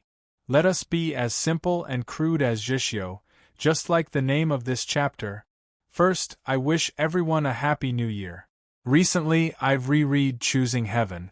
I've confirmed that apart from the first 3 chapters being a little shaky, and the chapter in the middle of the Orthodox Academy's freshmen being too watered down, everything else is really good and meets my requirements. Some chapters are so clean that even I'm surprised. This is the benefit of editing. Today, I wrote this chapter in a hurry. Because I was in a hurry to go home for dinner, I didn't edit it. I ask for everyone's understanding. Second, Tencent Literature has a Golden Keyboard Award selection at the end of the year. Every day there will be free tickets. If you feel that Choosing Heaven is not bad, please vote for your work. Thank you. I'm very serious, please vote for it for free. Third, I have a lot of plans for next year. I'll find a day to report to everyone in detail. Fourth, I should have said it first. I forgot, the first few days of January will definitely have very few updates, and there might be a break in updates. Because some scumbag authors have come to the Northeast, I have to drive 500 li to meet them. Happy New Year, we're the best. Still 6,999. Chapter 318. The sword was the most common weapon in the Eastern continent, as well as the weapon with the highest status. In countless sects and schools, the strongest Taoist techniques were all sword technique. The longevity sect had countless sects under its control. The true reason why this important southern sect could contend against the Li Palace was still because of the Mount Li sword sect, or perhaps it was because of this reason. The blade was usually used in the army. On the battlefield, it was used to form a formation and kill the enemy. It had never been elegant, until 1,000 years ago, when Zhou Dufu appeared out of nowhere and defeated all the experts in the world with a blade. Only then did this situation change. However, after Zhou Dufu, there were still very few famous blade users. Why was it like this? It was because Zhou Dufu's blade was too sharp, and it was even more so because he had created a world-shocking blade technique. That blade technique was the same as his blade. They were both called halving. This was the legendary halving blade technique. Looking at the words and pictures on the walls of the Black Serpent sarcophagus, Chen Chongqing and Su Yorong were shocked speechless. There had always been a rumor that Zhou Dufu's legacy was in the Garden of Zhou. Only when they saw it with their own eyes did they confirm that the rumor was true. Compared to these blade techniques, the martial arts manuals, rare pills, gold, jade, and jewels in the 9 stone rooms were not even worth mentioning. Time was indeed very powerful. It could cause pills to lose their effectiveness and make jewels lose their luster, but it could not devalue wisdom and knowledge. Without a doubt, the halving blade technique on the walls of the Black Serpent sarcophagus was the highest level of wisdom and knowledge in the cultivation world. The monster tide was currently approaching the mausoleum. The huge shadow in the sky that represented death was about to envelop their heads.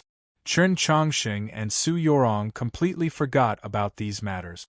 They began to look at the words and pictures on the walls of the sarcophagus, hoping that they could learn even more in the last moments of their lives. Their gazes fell on the beginning of the words. It was the general outline of the having blade technique.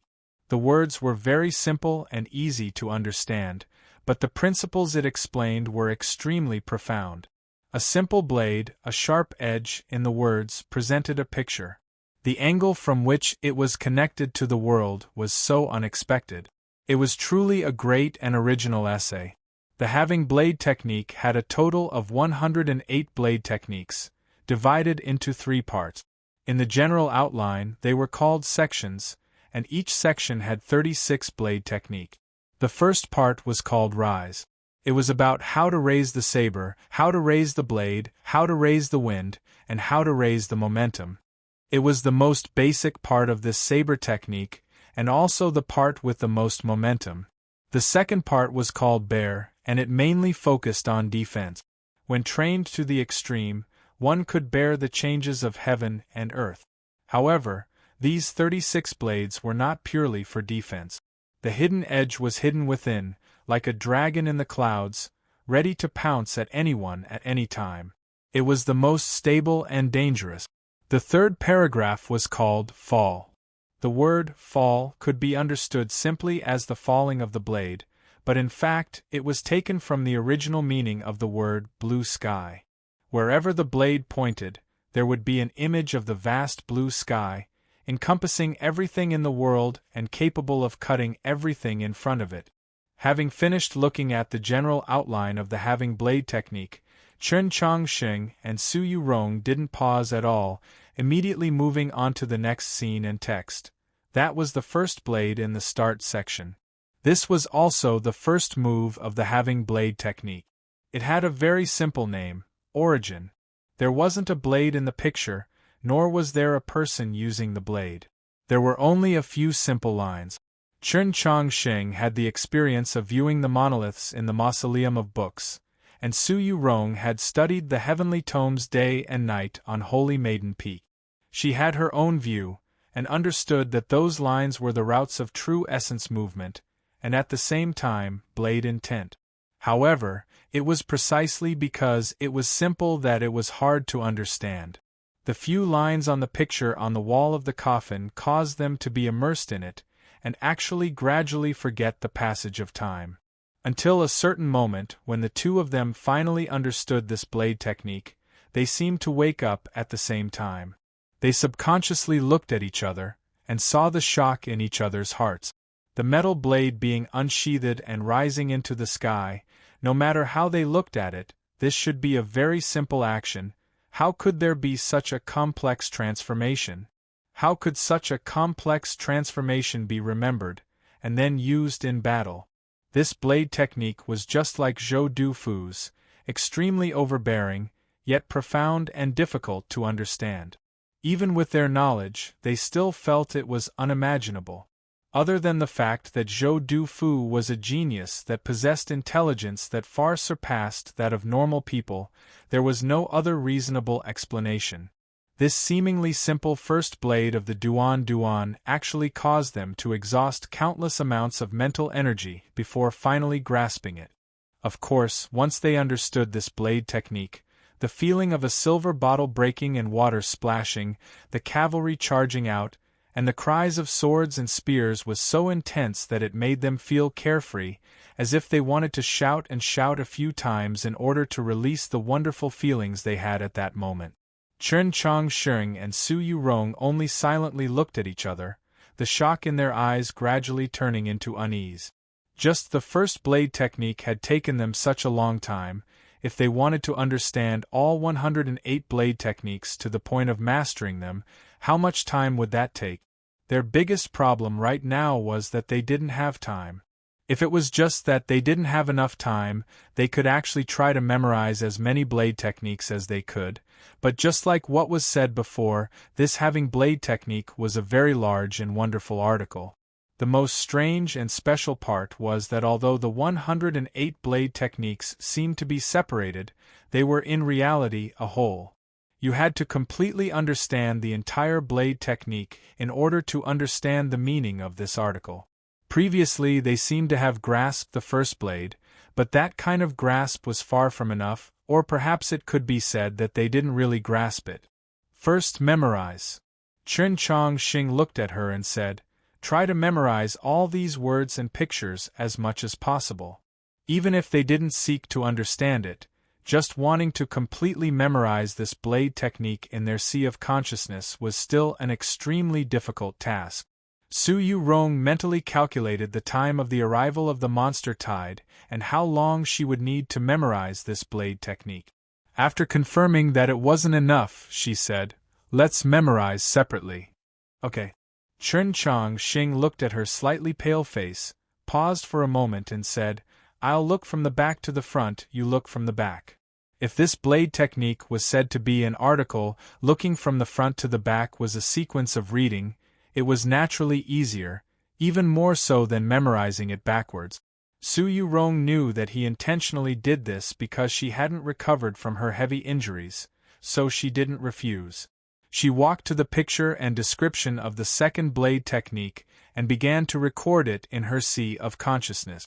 Chen Chongqing glanced at her, confirming that she could now stand for a while, then walked to the left side of the black bone sarcophagus, in front of the last picture. This was the last blade of the falling section. It had a particularly domineering name, World Burning. His gaze fell upon the lines of the picture. At the same time, those words of explanation entered his eyes. In an instant, the picture and words disappeared, and in front of his eyes appeared a dark sky. Falling stars were everywhere, dragging long fiery tails, as if the world was about to be destroyed. In the next moment, he found that the paths of those falling stars were actually somewhat familiar. He remembered, those paths were the starting momentum of the first blade of the having blade technique, named Memory of Fate. So the final and the beginning were indeed connected. He finally confirmed the contents of the general outline. This blade technique indeed needed to be completely mastered in order to be mastered. This blade technique was an inseparable whole. In other words, the 108 blades in the having blade technique were, in reality, one blade. It should be so. One blade could only split it in half. Today is only this chapter. There will be very few updates in the next few days. If I don't have time to write, I will ask everyone for leave in advance. I wish everyone a safe and joyful 2015. May all your wishes come true. Chapter 319. The Black Berserk sarcophagus was very large, like a small mountain. Chen Chongqing and Su Yurong stood in the sarcophagus, as if they were standing in a mountain, unaware of the passage of time. Su Yurong looked at the pictures in the normal order, one picture after another, her footsteps moving slowly, from left to right. Chen Chongqing's order was the opposite, slowly moving from right to left. Memorizing was much easier than comprehending and mastering, but it was not easy to memorize such a mysterious and indescribable saber technique. After an unknown amount of time, Chen Chongqing's left arm touched her shoulder. Only then did the two of them wake up and discover that they had already met. If it was Tang 36, he would probably say, "What a coincidence to meet you here." But Chen Chongqing wouldn't say that, and Su Yurong didn't say anything either. The two looked at each other and smiled, then continued to look at the last two pictures. This was the 69th image that Chen Chongqing had seen, which meant that he had already memorized 69 moves of the having blade style. Su Yurong, due to her injuries, was slightly weaker, so she had seen less than him and had memorized 37 moves. After a while, the two of them finished looking at the last two paintings and woke up at the same time. They looked at each other and smiled. However, in the next moment, the smiles on their faces vanished and were replaced by shock and bewilderment. The patterns and words on the walls of the obsidian sarcophagus were disappearing. Obsidian was the hardest stone material in the world. Those lines and diagrams should have been personally engraved by Zhou **** with that legendary divine blade. They were deeply embedded into the stone, and even after hundreds of years, they did not fade, nor could they have been eroded by the wind. However, at this time, the edges of those lines seemed to have softened a lot. A gentle breeze blew through the mausoleum, and the obsidian at the edge of the lines was blown into gravel, rustling to the ground. In an instant, before Chen Chongsheng and Su Yurong could react, all the words and pictures on the walls of the black berserk stone coffin had been completely erased, becoming 109 slightly rough depressions. What was going on? This miraculous scene caused the two of them to be shocked speechless. Could it be that the having saber art would automatically disappear after being memorized? How did Zhou Dufu achieve such a miraculous method? The having blade mantra had already become the black gravel at the bottom of the coffin, no longer existing. The black nightmare sarcophagus had truly become empty, so they naturally would not linger any longer. Chen Chongsheng carried her away from the black berserk sarcophagus and returned to the stone floor of the mausoleum hall. Thinking back to what had happened earlier, his emotions still couldn't calm down. Fortunately, I've remembered it. Su Yorong said, after we get out, we'll copy down those saber techniques. It'll be complete. Chen Chongsheng, who grew up in the old temple of Xining village, was a 15-year-old youngster. It was inevitable that he would be slow in understanding the matters between men and women, but at this moment, for some reason, he was able to accurately grasp her meaning. This earth-shattering having saber art now belonged to them. Furthermore, it did not belong to them individually. Just like the saber art, it belonged to them as a whole. If they could not trust each other enough and be honest with each other, then this set of saber techniques would be meaningless. Yes, let's practice together, Chen Chongsheng said. If we can't leave the Garden of Zhou, then what? Su Yorong looked at his clear and bright eyes and felt a faint sadness. She said, Don't tell me that this set of saber techniques will leave this world with us? Chen Chongsheng said, Don't feel pressured. If Zhou Dufu really is still alive, then the having saber art will naturally not be lost.